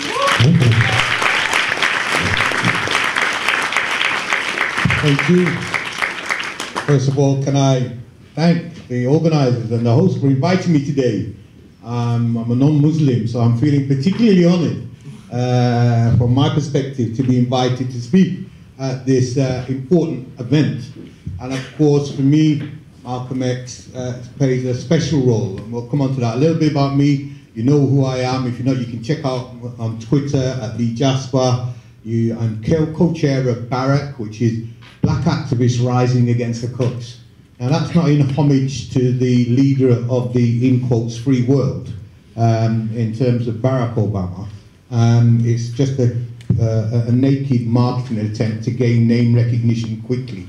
And so we adopted the pseudonym Barak, Black Activists Rising Against the Cuts. We're an anti-austerity campaign that makes sure that the campaign against austerity and economic injustice doesn't lose sight of the fact that scapegoating and racism form a fundamental part of that whole scenario. Because many of the times you'll go to a white left meeting, and this is apposite in mode of Brother Malcolm, where we're talking about all sorts of injustices, but the issue of racism doesn't appear, or if it does, it appears in a tokenistic manner. And so it's important that when we're talking about combating austerity, that we understand that the primary tactic of divide and rule is to scapegoat minorities. Are you with me on that point? Because people don't want you looking at the real authors of your destruction, which is the casino bankers and the hedge fund managers and the super rich. They don't want you looking at the Lord Finks. They want you looking at Ed Ball's window cleaner and whether he provides a receipt for cleaning the windows. That's the level of distraction. Have you ever seen a magician show where he wants to put his hand in your pocket to steal your wallet? But in order to do that, he says, watch this. And you're so busy watching this, you don't see the hand in your pocket. The political art of distraction is to feed you up a stereotype archetypal image of somebody they know resides deep in your colonial consciousness as the new Negro of the moment that you can demonize at your will. And as you know, over time, different people will fill that spot. What the Muslim community is going through today is not new. Islamophobia may be a new term, but the discrimination against Muslims and the tactic used is not new. I came from Northern Ireland this morning, Belfast. I talked to Sinn Féin and the Republican people over there, and it is clear that the tactics of trial without jury, of illegal detention, were all pioneered against the Republican movement in Northern Ireland in the 60s and 70s before they were exported here to the UK. So there is nothing new in that sense under the sun. And again, Malcolm teaches you that history is best qualified to reward all research. History is best qualified to reward all research. And let me tell you why Malcolm Saab's right on that in relation to our situation. Because European history, put succinctly, is that when their economies go down, racism goes up. Are you with me on that point? Usually, racism goes up, followed by fascism, followed by an illegal war, a good war, in quotes, to restore the economy, against another people's land in the name of human rights and democracy, which is a flag of convenience for robbing people's resources and invading other people's land. And that's the nature of European history. And at this time of acute austerity, where the European Central Bank is printing 1.5 trillion euros to prop up the Eurozone. We are, as a people, almost affected by the neoliberalism culture that we find ourselves in, that we find ourselves fighting against. We are not unaffected by that. I think, brother, you mentioned, you know, negative views about black people in Muslim communities. That's a reality that has to be dealt with. That's right. And negative views in black communities about anybody else, those are realities that have to be dealt with. If we're going to fight and win the battle against neoliberalism, first we have to decolonize our own mind, decolonialize our own struggle. You know, Indians in Britain today are more Indian than Indian in India. What's the matter with you? Africans are more African in London than they are in Nairobi. Yeah? Why are you retreating into particularism, religious, ethnic, or whatever, at a time when you need maximum unity? Because if you think that from your small patch, whatever that is, that you're going to be able to overturn this current system, you're crazy. This system will eat you up and spit you out. The only way in which you can get the kind of systemic change that you require to make a fundamental revolution in values is by making alliance with other people. Are you with me on that point? The only way it can happen. As much as I'd like to, you know, be the sort of super masculine black man leading like Malcolm, you know, troops of thousands to go and storm the Houses of Parliament, that ain't never going to happen. It's going to be a rainbow coalition that takes the revolution to its final conclusion. And in order to do that, you're going to have to negotiate between ourselves what that political alliance is. And that's why I like Malcolm. Because Malcolm, I'm talking about rapid change, and Malcolm was a person who changed. Malcolm wasn't the same Malcolm when he was red as when he went to Mecca. He wasn't the same person. He grew throughout that. And I like that because I grew. I was a working class black kid in Manchester, just smacking down racist police officers as often as I could. Well, sometimes for sport, but most times for defence. Because we grew up in the time of sus, where you could just get arrested for looking at a policeman. I don't know if you remember the charge of sus. It was suspicion of committing a crime to property or persons unknown. Now you gotta get that in your head. Suspicion of committing a crime against persons or property unknown. The only evidence that you had to have is a police officer saying, you look suspicious. People went to jail for that charge. So obviously, if a police officer approaches you and you think he's going to arrest you for sus, in the 70s, you used to practice the one knockout punch rule. Because you know you're going to get one chance to get away before those racists call for backup, and you're going to get a serious beating. And we had some serious beatings at the hands of the police. But you see, when we were growing up, we gave back as good as they got. They left the car unattended for 2 minutes, they came back, they found dog excrement on the seat waiting for them. If they left their keys in the car for 2 seconds, we took the keys out of the car. If they didn't leave the keys on it, we'd flatten their tyres. Whatever happened, the fight was ongoing, and it was always targeting the right people in terms of the people who was giving us harassment. And that's how Malcolm grew up. Malcolm grew up a hustler. You know, I grew up on the fringes of criminal activity. It's only when I went to jail, and I'm one of the few black leaders, leading black figures in this country that has actually been to jail. A lot of people talk about the socially excluded and how we're going to help poor Tom and little Jimmy Brown down in the ghetto, right? But these guys have never been anywhere near jail on the inside, never faced a beating from the hands of the police, never been involved in that kind of struggle. But when I went to jail for fighting with the police, the thing that saved my life was reading the autobiography of Malcolm X in Strange Ways Prison, which is a Victorian hellhole in the height of 1976 summer, when the heat is on, no ventilation, sharing your cell with 3 other people you don't even know, and like less. And you're forced to call every guard in there boss. You didn't call them boss, you got beat badly. And so you're in this deeply apartheid prison system, and you're forced to succumb. And reading Malcolm X carried me through that experience and brought me out the other end. By the time I came out from reading Malcolm X, hands up if you've read Malcolm X autobiography. Let me see how many people have actually read the book. Well, you know, put it on the bucket list. You need to read that book, right? It's the most illustrative and interesting narrative on the civil rights struggle.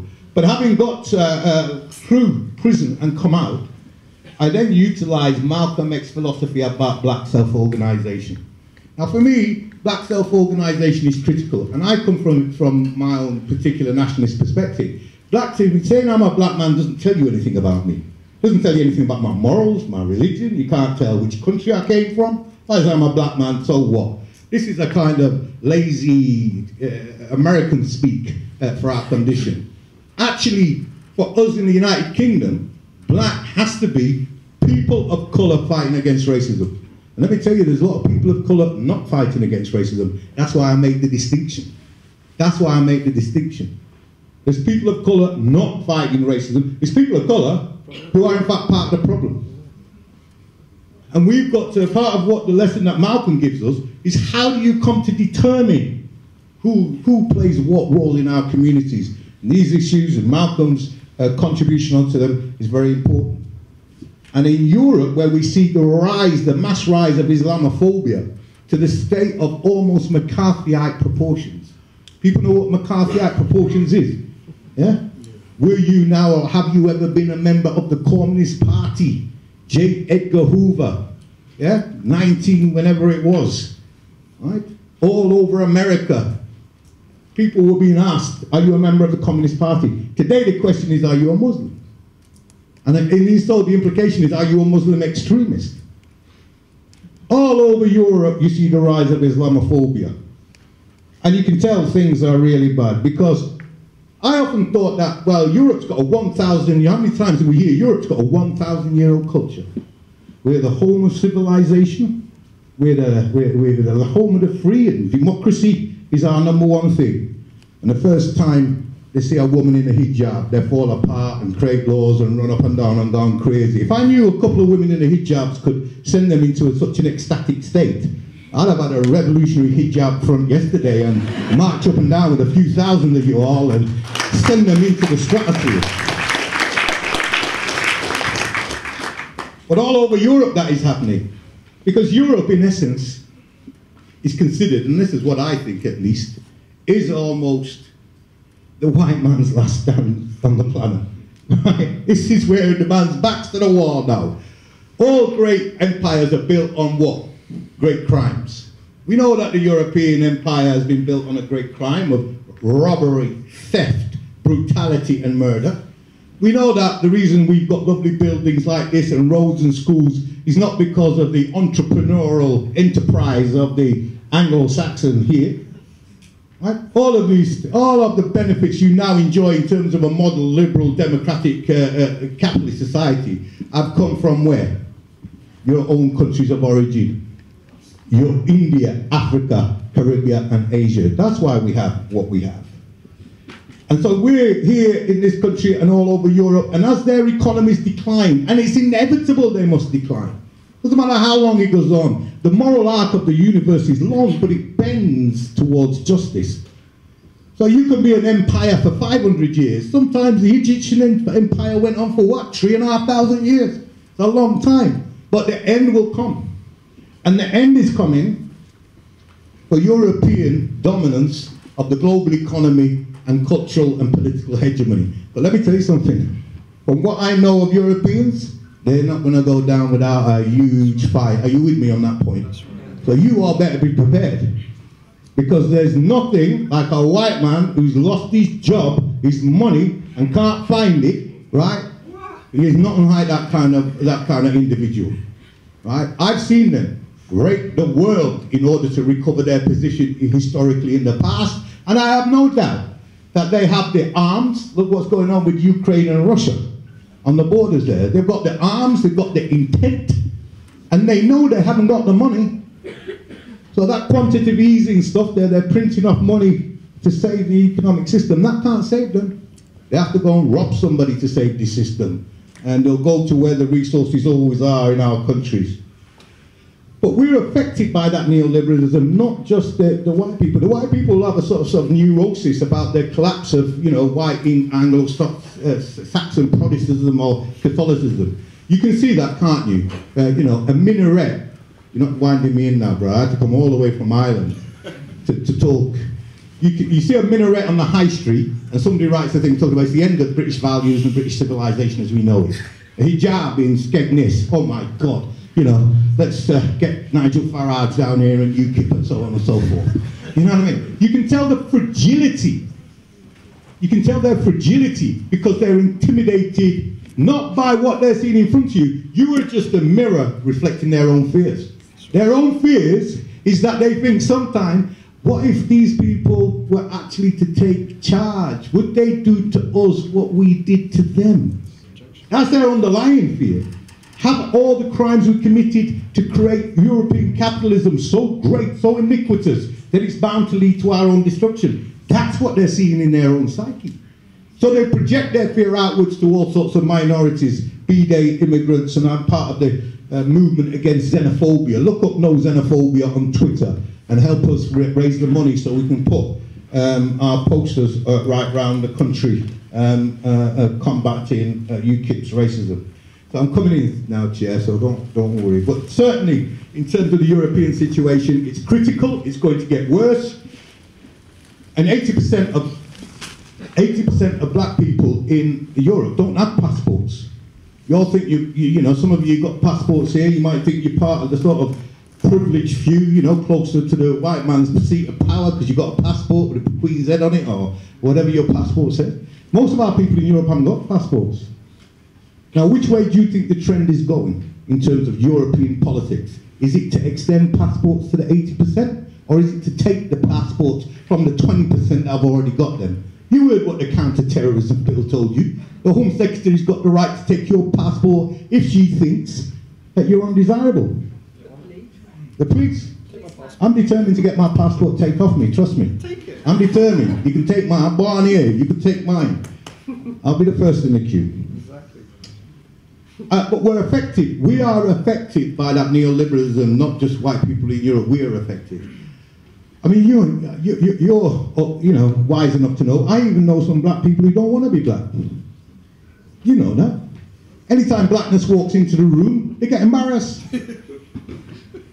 You know, bring a little you in with his head turned back, but you know, like with the sunglasses and a thing, and oh my God. The man in the grey suit's curling, or the woman in the pencil line Marks and Spencer skirt is thinking, I hope he's not gonna, you know. Because we are affected by our own racism. Some of us, look at skin lightening cream. How much is the skin lightening cream industry? I'm trying to get your melanin to bleach out and look like me. I tell you, it's not good. It's not good. Yeah, I want the reverse melanin. And I need that vitamin D, regular topple, yeah, to give me that golden brown complexion. While I'm fighting for your revolution here, I'm bleaching out. So how do we get the revolution soon? Or I'm going to have to join the other side, I don't know. So it's important that we recognize that we are affected by that. And some of us will, you know, in our history as relations between African and Asians, we've seen what disunity causes us. When the Asian community was imposed with immigration legislation in the 70s, we didn't really get behind the movement against immigration. But some of us sat in our communities thinking, well, the Asians, they cook funny, they smell the food is a bit funny, they dress a bit funny, they don't talk English, right? We talk English, we're Bayesian, we're Jamaican, so we're probably further up the hierarchical ladder than them. And they just come here like yesterday taking everybody's jobs. Yeah, maybe we should put immigration legislation on them. 30 years later, we're subject to the same immigration legislation, which means you can't get your granny in, your auntie for a wedding, or even, dare I say, a holiday, because your community didn't think that that issue affected them. When the police were battering us in 75 and 76, we saw Asian people standing at the side. Not all of them, some of them were with us in Bradford, the Bradford Youth Movement, and some others. Because you know, black people in the north are more radical than you're down south. You know that, don't you? That's right. You got too complacent. Right. You come up north where you have to fight for your right. That's why you got a black Yorkshireman and a black Allied Castrian talking to you today, right? No offense to the London brothers, right? But like your football team, y'all soft. Right? And, you know, in the 70s when we got our ass kicked for stop and search, some Asian people said, well, yeah, well, we all know some of them black people is criminal. We all know that some of them is criminal. And they smoke them ganja on the street, they're robbing people's gold, and they're running up and down and playing the reggae music. They need to be kept under control. Get the police to stop a little bit more of them. No doubt that was said. Margaret Thatcher said after the 70s, I'm coming now, Chair. Margaret Thatcher said after the riots of '86, she turned to the black community and said, you all need to be like the Asian community. Family orientated. Open some shops, stay home late at night, keep care of your kids. The Asian community is the epitome of British values. That's what Margaret Thatcher told the black community after the '86 riots. 30 years later, you're public enemy number one. Are you with me on that point? You're public enemy number one.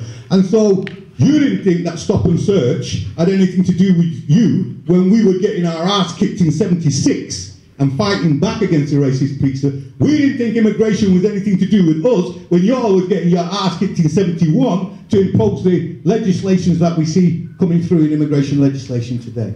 And now we're at a point where we either learn from our past and unify in the spirit of Brother Malcolm, coming together as an alliance, or we will be ever, forever, individual, particular ethnic, religious victims swimming around in your own little pool of self-pity.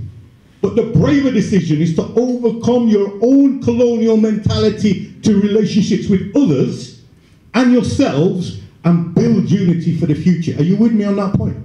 That's what Malcolm would have told you. Look to your own history to find that, and so on. And finishing off, it's about, for me, radical leadership now is needed. The economic crisis is definitely coming.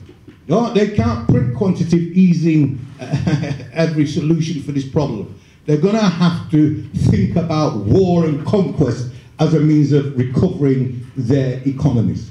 We know they're heading that way. We know that they're raping the planet in terms of the environment to do it. We know that they are conspiring with some of our people. You know, some of our own people are in partnership with these neoliberal elitists who are seeking to economically dominate the world. We know that. Look at Saudi Arabia, look at Bahrain, look at Nigeria. Some of the decisions that they have made in relation to the IMF, relations to other countries. They are in the same trough, drinking from the same pig's well as all of those who are seeking to profit off the poorest in the world. And now's the time when real revolutionaries have to stand up. Bob Marley said in one of his songs, who's going to stay at home when the real revolutionary is fighting? There's also people here who have felt for years, we're going to make it. You know, England's an okay place. Keep your head down, the economy's not too bad, we're going to get a job. Hands up here who can afford a house in London. Hands up if you can afford a house in London? Yes, you can. No, you can't. You seem confused. There's only white man in the world. It's a simple question. Have you got any money? Yes, I have. You can buy a house in London. Yeah. Give that man a round of applause. Now ask him to leave because he's the 1%. Who else can buy a house here in London? Raise your hand if you can buy a house. Raise your hand if you can't buy a house. If you cannot buy a house in London. That's the future right there. Black and ethnic minority youth unemployment is 60%.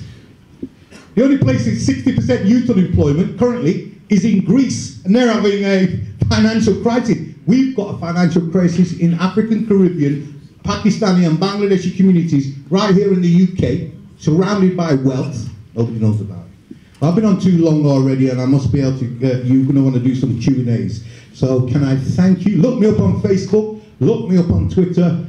I'm speaking in Brixton tomorrow night at the Nation of Islam Mosque. So if you want to come to the Nation of Islam to discuss whether we should be voting or not, we'll be down there tomorrow. On Saturday, I'm at the TUC Unite Against Fascism conference talking about these very same issues. But thank you very much for your patience. Cheers.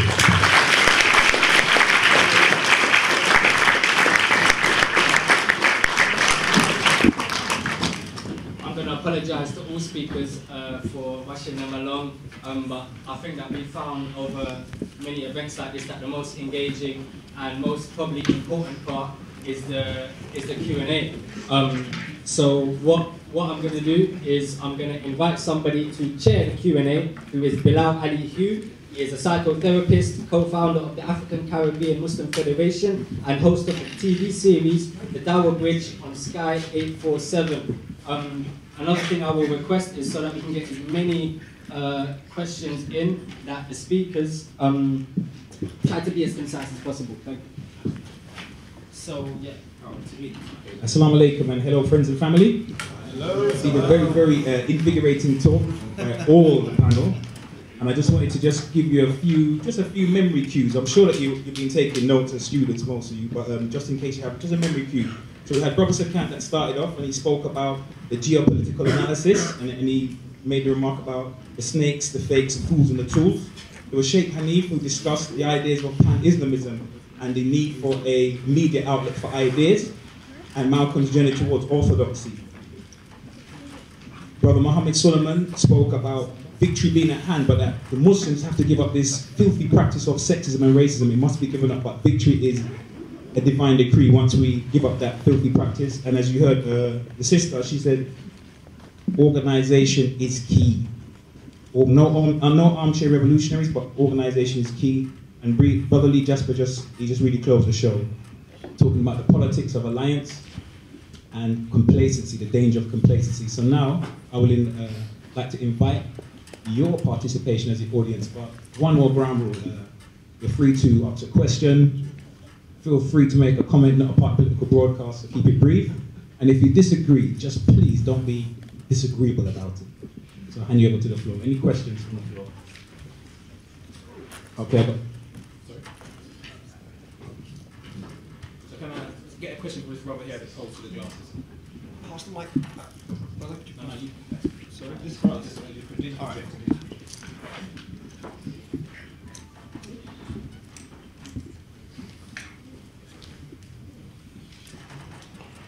Brother, your question, please. I just want to ask thanks a lot for the speech. It was really good. I found it really helpful. I just wanted to ask you one of the lectures gave a reference to a couple of Sunni and Shia books. Al-Qadiyar, which is a famous Sunni scholar, and Al-Qadhi was a famous Shia book. And in that book, it said, this is the narration, we'll say it from the slide, anybody who says that the Prophet is black, he should be killed. Now, I feel like that this is a common misconception. As first, this might seem racist, but I think there's a principle that's not been explained here. In Islam, we have something called Zurriyat al-Din, which is something every Muslim must believe in order for him to remain a Muslim. And for example, if any Muslim in this room says that Jesus is not a prophet, he is outside the fold of Islam. Likewise, it's because it's come down from so many narrations in the Quran and in Hadith that Jesus is clearly a prophet. No Muslim can ever reject that. Likewise, if anybody ever says that the Prophet is not black, the Prophet is not black, likewise, they're saying that that's come from so many narrations that the Prophet was in fact not black. You can never say that he was black. So I'm not giving justification for the killing because he says that man should be killed. My point is that the reason he's saying he should be killed is not because he's being racist or because the person trying to degrade the honor of the Prophet, but peace be upon him and his family, but he's trying to say that it comes from so many narrations that the Prophet was in fact not black, that you can now never say that he is black. So of course I'm not agreeing with the killing, but my point is to okay. Not to cut you, brother, but is that the essence of it? Brother Muhammad, would you care to take a stab at that?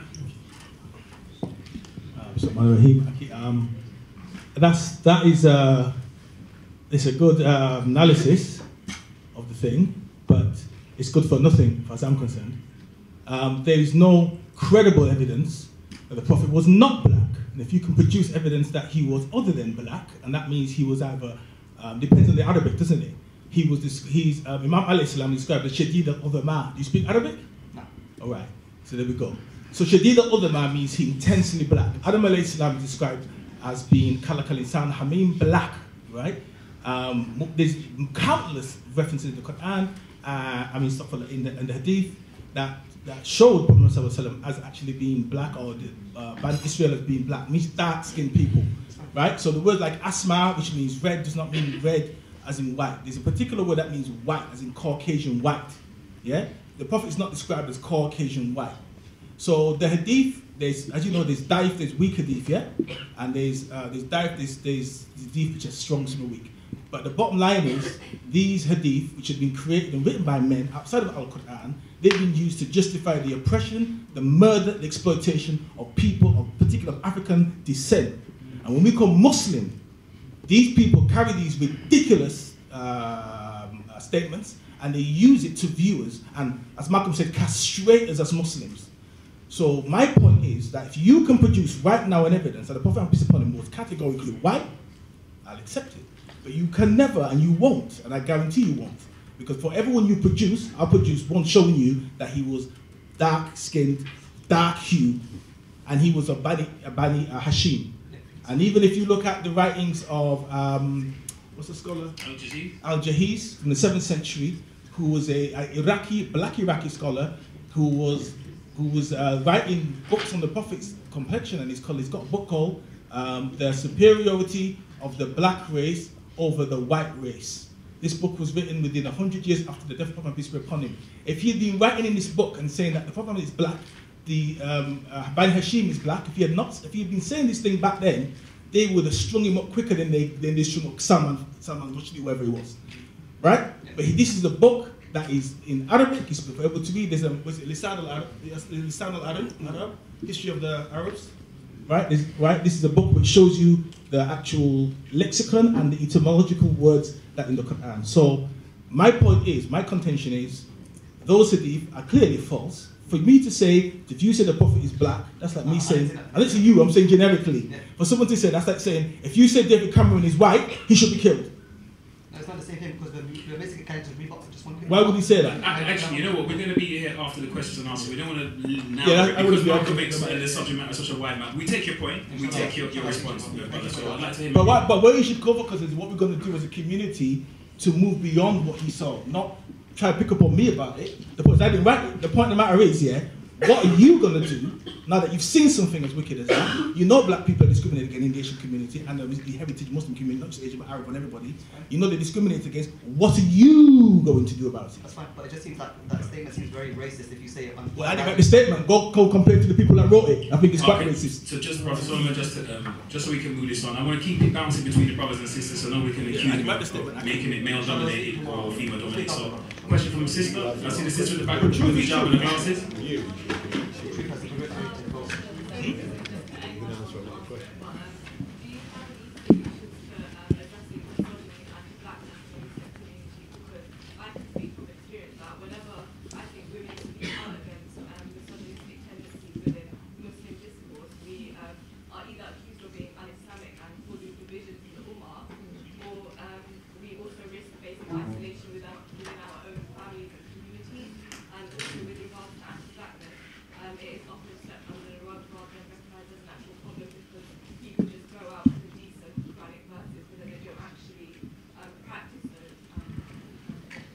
That's right. Good point. Any of the speakers want to actually just comment on what the system, point of the system? I think with respect to prevailing negative attitudes towards women in the Muslim community, I think it is part, to deal with that, I think it's part us devising programs, us taking part in different activities like writing and so forth, and also knowing that the march of history will eventually change this, because you'd find that in terms of intensity of misogynistic feeling, it would tend to go to be more intense with the older generations and less intense with the younger generation.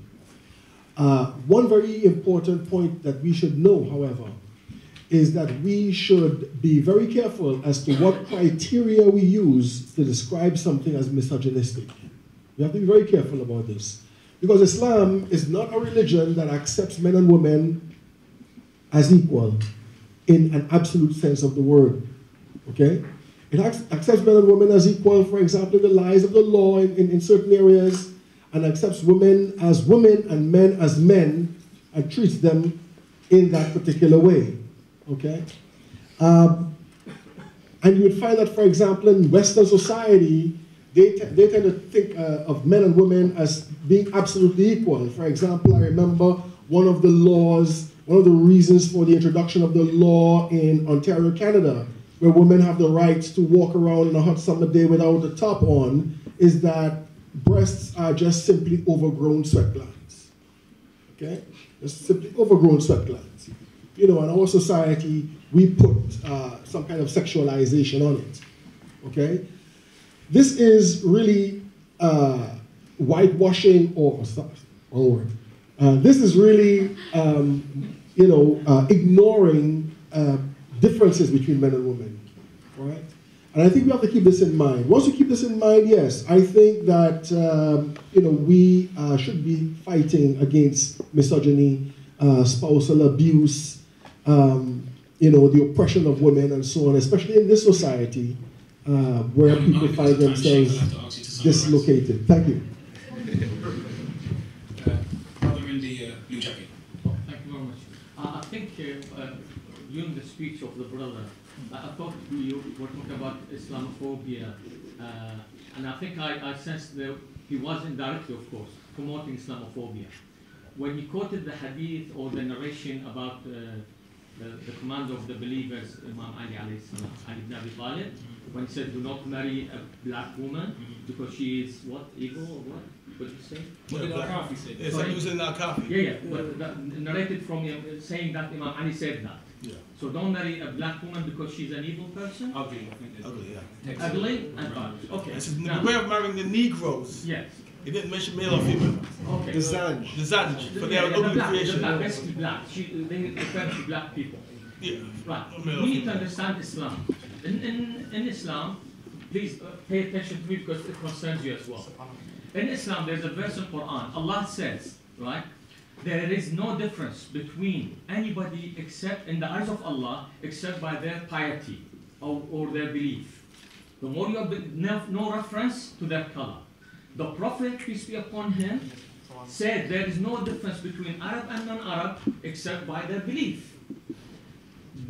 And also, he chose a man, a black man, Bilal al-Habashi, to be his narrator of the Adhan, the calling for prayer. And Bilal al-Habashi's voice was the most serene voice on the Prophet's ears. Now, he didn't choose him just out of his own desire. Sorry to push you, brother. Can you summarize? Just to summarize, we want more, at this point, we want more questions, short comments. I'm coming to it. Islam is saying clearly it is colorblind, right? So when you quote hadith like this, and the black people, black community read it, they're not going. You're feeding Islamophobia within the black community. Imam Ali alayhi salam. I'm gonna have to. Sorry, bro. I'm gonna have to cut you there. You missed it. It's official. This is a false narration. Imam Ali can you allow? No, brother. I'm gonna have to ask you to be respectful and to allow the speaker. Yeah, let me finish my point. No. One more minute. No. 30 seconds. Please, brother Solomon, can you respond? And brother Sukant, Imam Ali said, a person is your brother in Islam or your equal in humanity. He's not going to say a hadith like this. This is a false hadith, should be rejected and should not be put on a PowerPoint presentation. Thank you very much. Thank you.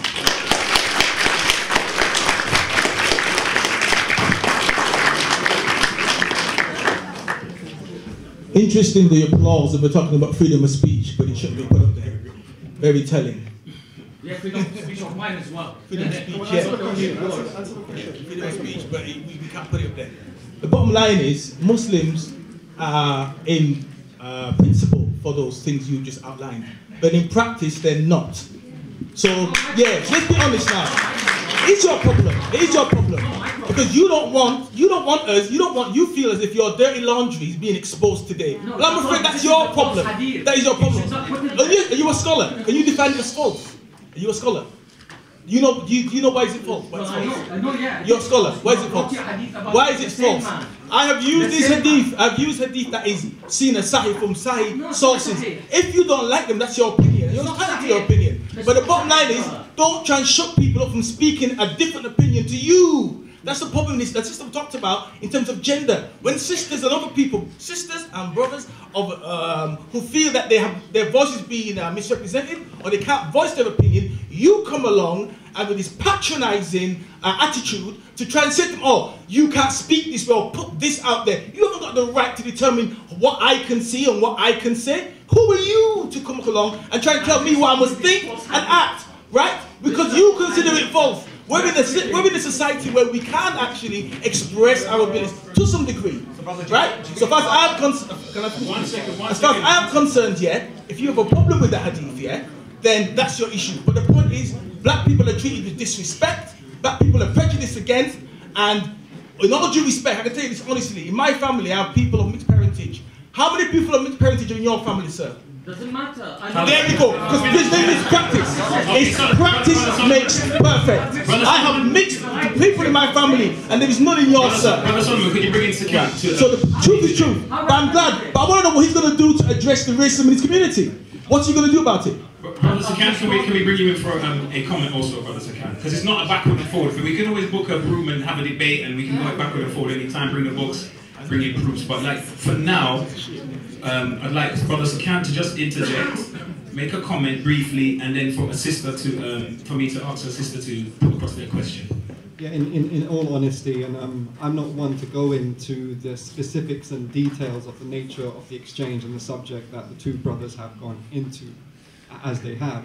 Nevertheless, I actually think it's, aside from the contentious nature of the exchange, I think it's a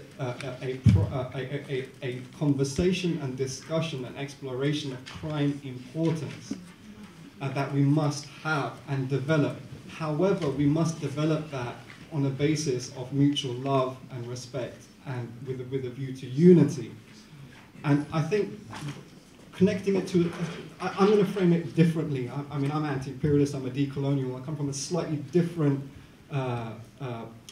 analytical conceptual framework. In addition to these two brothers, I think both the points were interesting, and it needs a lot more kind of excavation to overstand the prejudices that are definitely going on within our communities, and no community is immune from that prejudice as well. At the same time, there is a hierarchy of oppression that's defined by who? Not by you, and not by, I'm assuming, the Persian brother, or anyone else of the non-Western world.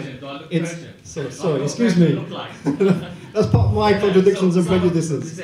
But the point I'm making is that I think we have to differentiate and counter-distinguish between problems of non-white people and how and not conflate that with white supremacy coming from colonialism. They're connected and two very distinct and different things conceptually and in their impact as well, right? And I think what a good route through this, as well as the type of conversation that we just heard, the contentious conversation, is to go through legacies and current examples of African and Asian and Arab and African unity in struggle against common enemy in white supremacy and colonialism. A lot of our people, especially the younger generations, are just ignorant and unaware of this history. And you know, when the inspiring example of Malcolm X is that he bridged that gap, and he bridged the continents of the South in a common struggle against a common enemy. We must, and it's very, this is the last point, the last 10 seconds, it's very undignified and foolish of us to have this type of contentious conversation when our enemies' ears and eyes are subject to it. We must have this internally, work our issues out, unite and face our common enemy for our common liberation.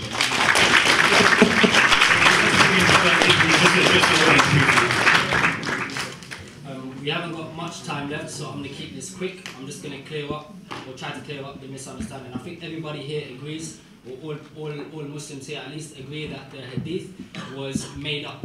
That i.e. Imam Ali alayhi salam did not actually say that, but somebody had falsely attributed it to him. So I think there was some miscommunication that the brother was trying to make that point. The brother was trying to make that point, that it was falsely attributed to Imam Ali alayhi salam, and the point that Muhammad Sulaiyman was trying to make is that it was falsely attributed to him in order to justify racism or racism. Nobody, neither the brother or Muhammad Sulaiyman were trying to say that Imam alayhi salam actually said that. So I guess hopefully that clears it up and we have to move on, man. Alhamdulillah. I'd like to bring the sister in the sister in the red scarf and then the sister in the green after that, straight after that. Quick, not to hurry you, sister, but brief as you can. Oh, it's been addressed? Okay, sister in the black wrap with the green.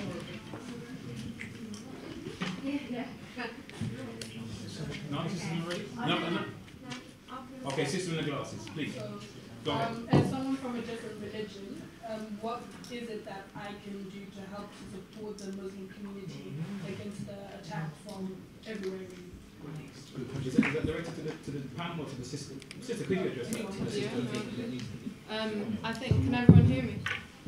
I think it's to not see it as a separate struggle, because it is an extension of racism, and it is this kind of like, I don't know, perhaps external involvement in like defining this form of oppression and racism as like something that's new, that's come about in the last decade or so, as opposed to something that's existed for hundreds of years. So seeing it in that way, and that you have as much involvement in rooting it out, because as you start to interrogate and be critical of the presence of Islamophobia and get engaged in tackling it, so comes all the other forms of oppression and namely other forms of racism as well. So that don't see it as a kind of, I need to wait for you know, a Muslim to lead on this, because as somebody, generally as non-white people, we have a stake in this, and we need to get involved as much as we can. Oh, and also like in relation to the sister who made the comment about misogyny and so on, I think you know, what has slowly developed and kind of given the illusion that our like faith community has been taking on this issue of misogyny is, you know, like events that celebrate women throughout Islam historically, and to address like, you know, this is the example of the Prophet, peace be upon him, therefore you shouldn't be doing this. And you'll go to the events, like, you know, to feel a sense of empowerment, to finally like engage in this conversation that's been shut down everywhere from your home to your community at times, sadly. And it will be all women in the audience. So I think, and all the planning room members will be men, apart from the one perhaps white revert sister who has, you know, whose privilege allows her to share that platform. Again, I'm being honest in terms of like our realities. And I think what's important is for, you know, for us as Muslim women to kind of gain that sense of empowerment and confidence to talk through the issues, so that we don't feel we are taking it on our own, in which case a lot of the times we'll feel quite defeated, and we don't want to be constantly arguing with our families and our communities and feeling like we're hitting a brick wall. And on the other side as well, brothers need to take that responsibility amongst them, because the re-education is collective, and you know, those events are in terms of like, you know, the events that we're organising, the information we're trying to put forward and have people walk away with, it's actually not for the sisters. They know they're being oppressed. They know the issues they're dealing with on the daily. They know it's not right. You know, it's not the teachings of their deen. But you know, and they're desperately going there in the hope that like solutions are put forward and that brothers will like take it on. And if they're not in the room, then how are they supposed to? So perhaps like the brothers can work on it on their side in terms of like actively engaging. So when you talk about programs, actively engaging and getting the right people involved in those discussions. Not that like men are also not victims of you know, those forms of discrimination. But anyway. Okay, so I hope the brothers were listening to that answer keenly.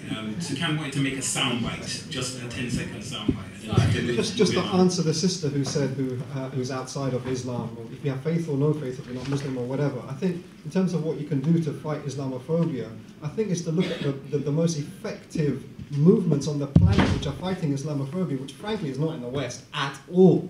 Actually in the West, a lot of the time the fight against Islamophobia is facilitating the very Islamophobic notions of these crazy Muslims. So we end up defending the lynchers and the rapists in the homelands, right? People like Mars and Beg who get ticked off by MI5 to go train terrorists in Syria. I'm sorry, that's not fighting Islamophobia. Supporting Omar Degayas, who is a member of the Libyan Islamic fighting group involved in the mass persecution of black people in Libya is not fighting Islamophobia. The Syrian government, the Iranian government, the Lebanese Hezbollah, and many other peoples have a much more effective and functional counter effort against this whole network of oppression than any organizations in the West, frankly. It was the longest 10 seconds.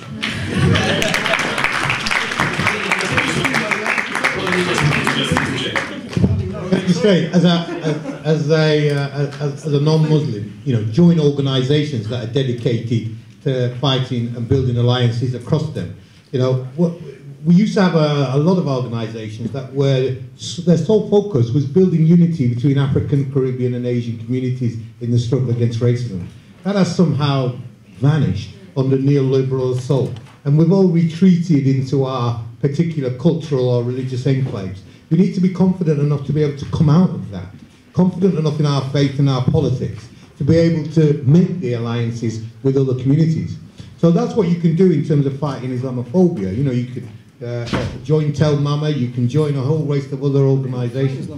But I think the other point is this: what is the Muslim community going to do about fighting racism that black people face? Because at the end of the day, if we look at Islamophobia just on in terms of a scale, black people are getting stopped 10 to 1 in advance of Muslim people in relation to the policing in this country. Now, our prison populations, the African and black populations of our prisons is something like 7-8 times that of the Muslim and the Asian population. And I think that sometimes that, you know, we want to help fight Islamophobia, but not at the expense of not dealing with institutionalised racism in the British political system. And that's the mistake the white left made, because it's easier for the white left to go and chase EDL and Tommy Robinson round an estate somewhere for the cameras than it is to take on the ingrained institutionalised racism that produces an industrial prison complex. That means a young black boy is worth more money to the prison industrial economy inside a jail than he is outside a jail, or a young black woman in that same position. Only because of time, let me just interject. A young lady just in front of me in the second row. Coming from a background of no religion and not being a woman of color, I think you're not always thinking wide enough, because many people who were oppressed can sympathize more with the oppressed now. Sorry, I'm not making much sense. I think all I've seen a lot of division instead of unity, and I think I can resonate with the person, with the last speaker who says you can unite more on the basis of what you have in common, yes. as Malcolm said.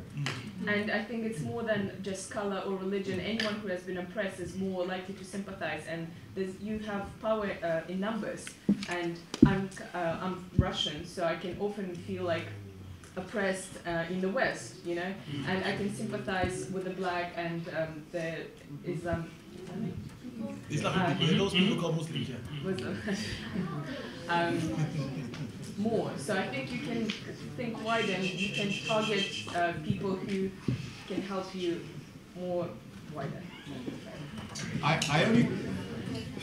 I only think my response to that is a Malcolm response. You can't help anybody else before you can help yourself, right? And at the end of the day, you know, the black community must be organised. The Muslim community must be organised, and I'll tell you why.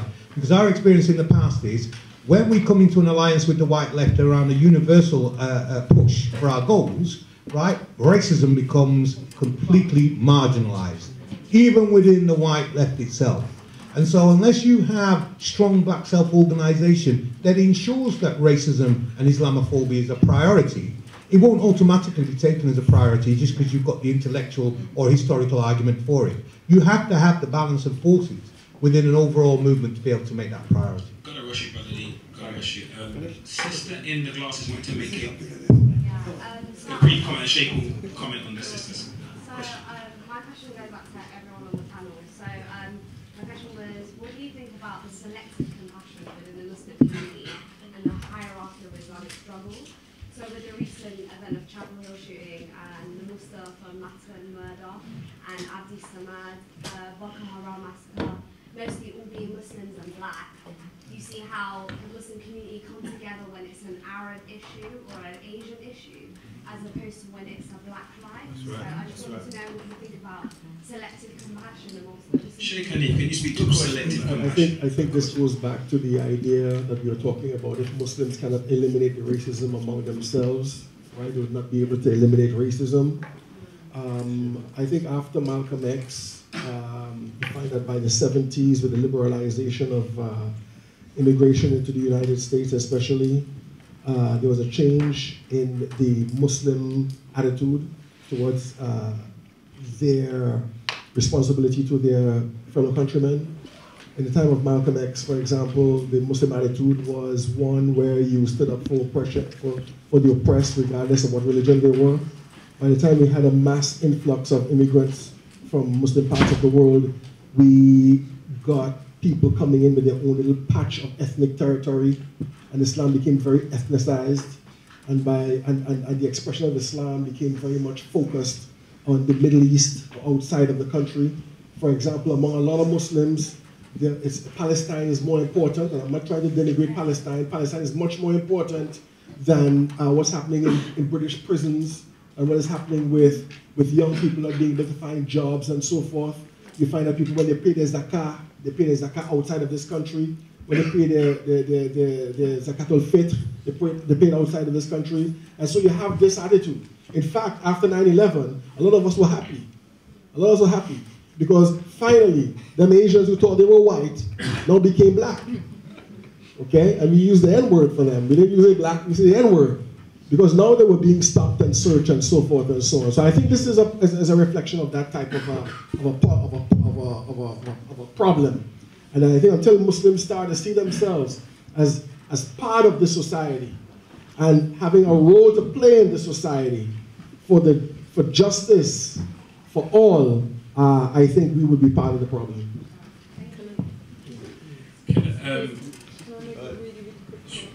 Yeah, I think part of it is the need to like normalize those conversations, because like particularly since, you know, our parents, grandparents moved to this country, that there was the real need to kind of like, not air your dirty laundry basically, and the fear that you'll be open to external attacks. Yeah, and sometimes we are, but actually the reality is if we don't take up those conversations, if we don't talk about those issues, it's so much more destructive internally. And it's about, like, once you engage in those conversations, mobilizing people around supporting all Muslim communities, and also like being critical of certain things, everything from, you know, the kind of like the ever-growing realms of charity. When we talk about, let's say, Ramadan, those buckets are being shaken for Palestine, and you know, and other countries outside the African continent, for example. But should a crisis hit, or, you know, continued famine in parts of the continent, there's this idea that it's always been the case there anyway, so what difference does it make? Whereas in the Arab world, like, you know, they were privileged, and we have to continue supplying that financial privilege. So yeah, I think it's about bringing up those conversations a lot more and not being afraid to. Unfortunately, I have to be... Can I just answer that? I'm going to... Just on relation to Boko Haram. Only because of time, Brother Lee, I have to be a little bit ruthless. It's not news night or question time, but I do have to, you know, run it like that. I want to say that this conversation will continue, inshallah. And for example, on Saturday night, there's a slot on a station called Safia TV. As you can see behind the website is there, the live link is there. And there will be a conversation this Saturday, a live program for 2 hours discussing things of this nature, hosted by myself and probably a few of the agitators on the panel that you may see, so you can continue the conversation. But it's a secret, don't tell anyone, keep it to yourself, and I'll hand you back over to Brother Ibrahim. Is it PM or AM? PM or AM? Evening. Thank you everyone for coming. Hope you all benefited in some way. Hope you created a beneficial discussion. On behalf of Ahlulbayt Society, and thank you to all the volunteers as well. There's refreshments in the main corridor for everyone. I'm sure a lot of us are hungry and thirsty. Peace.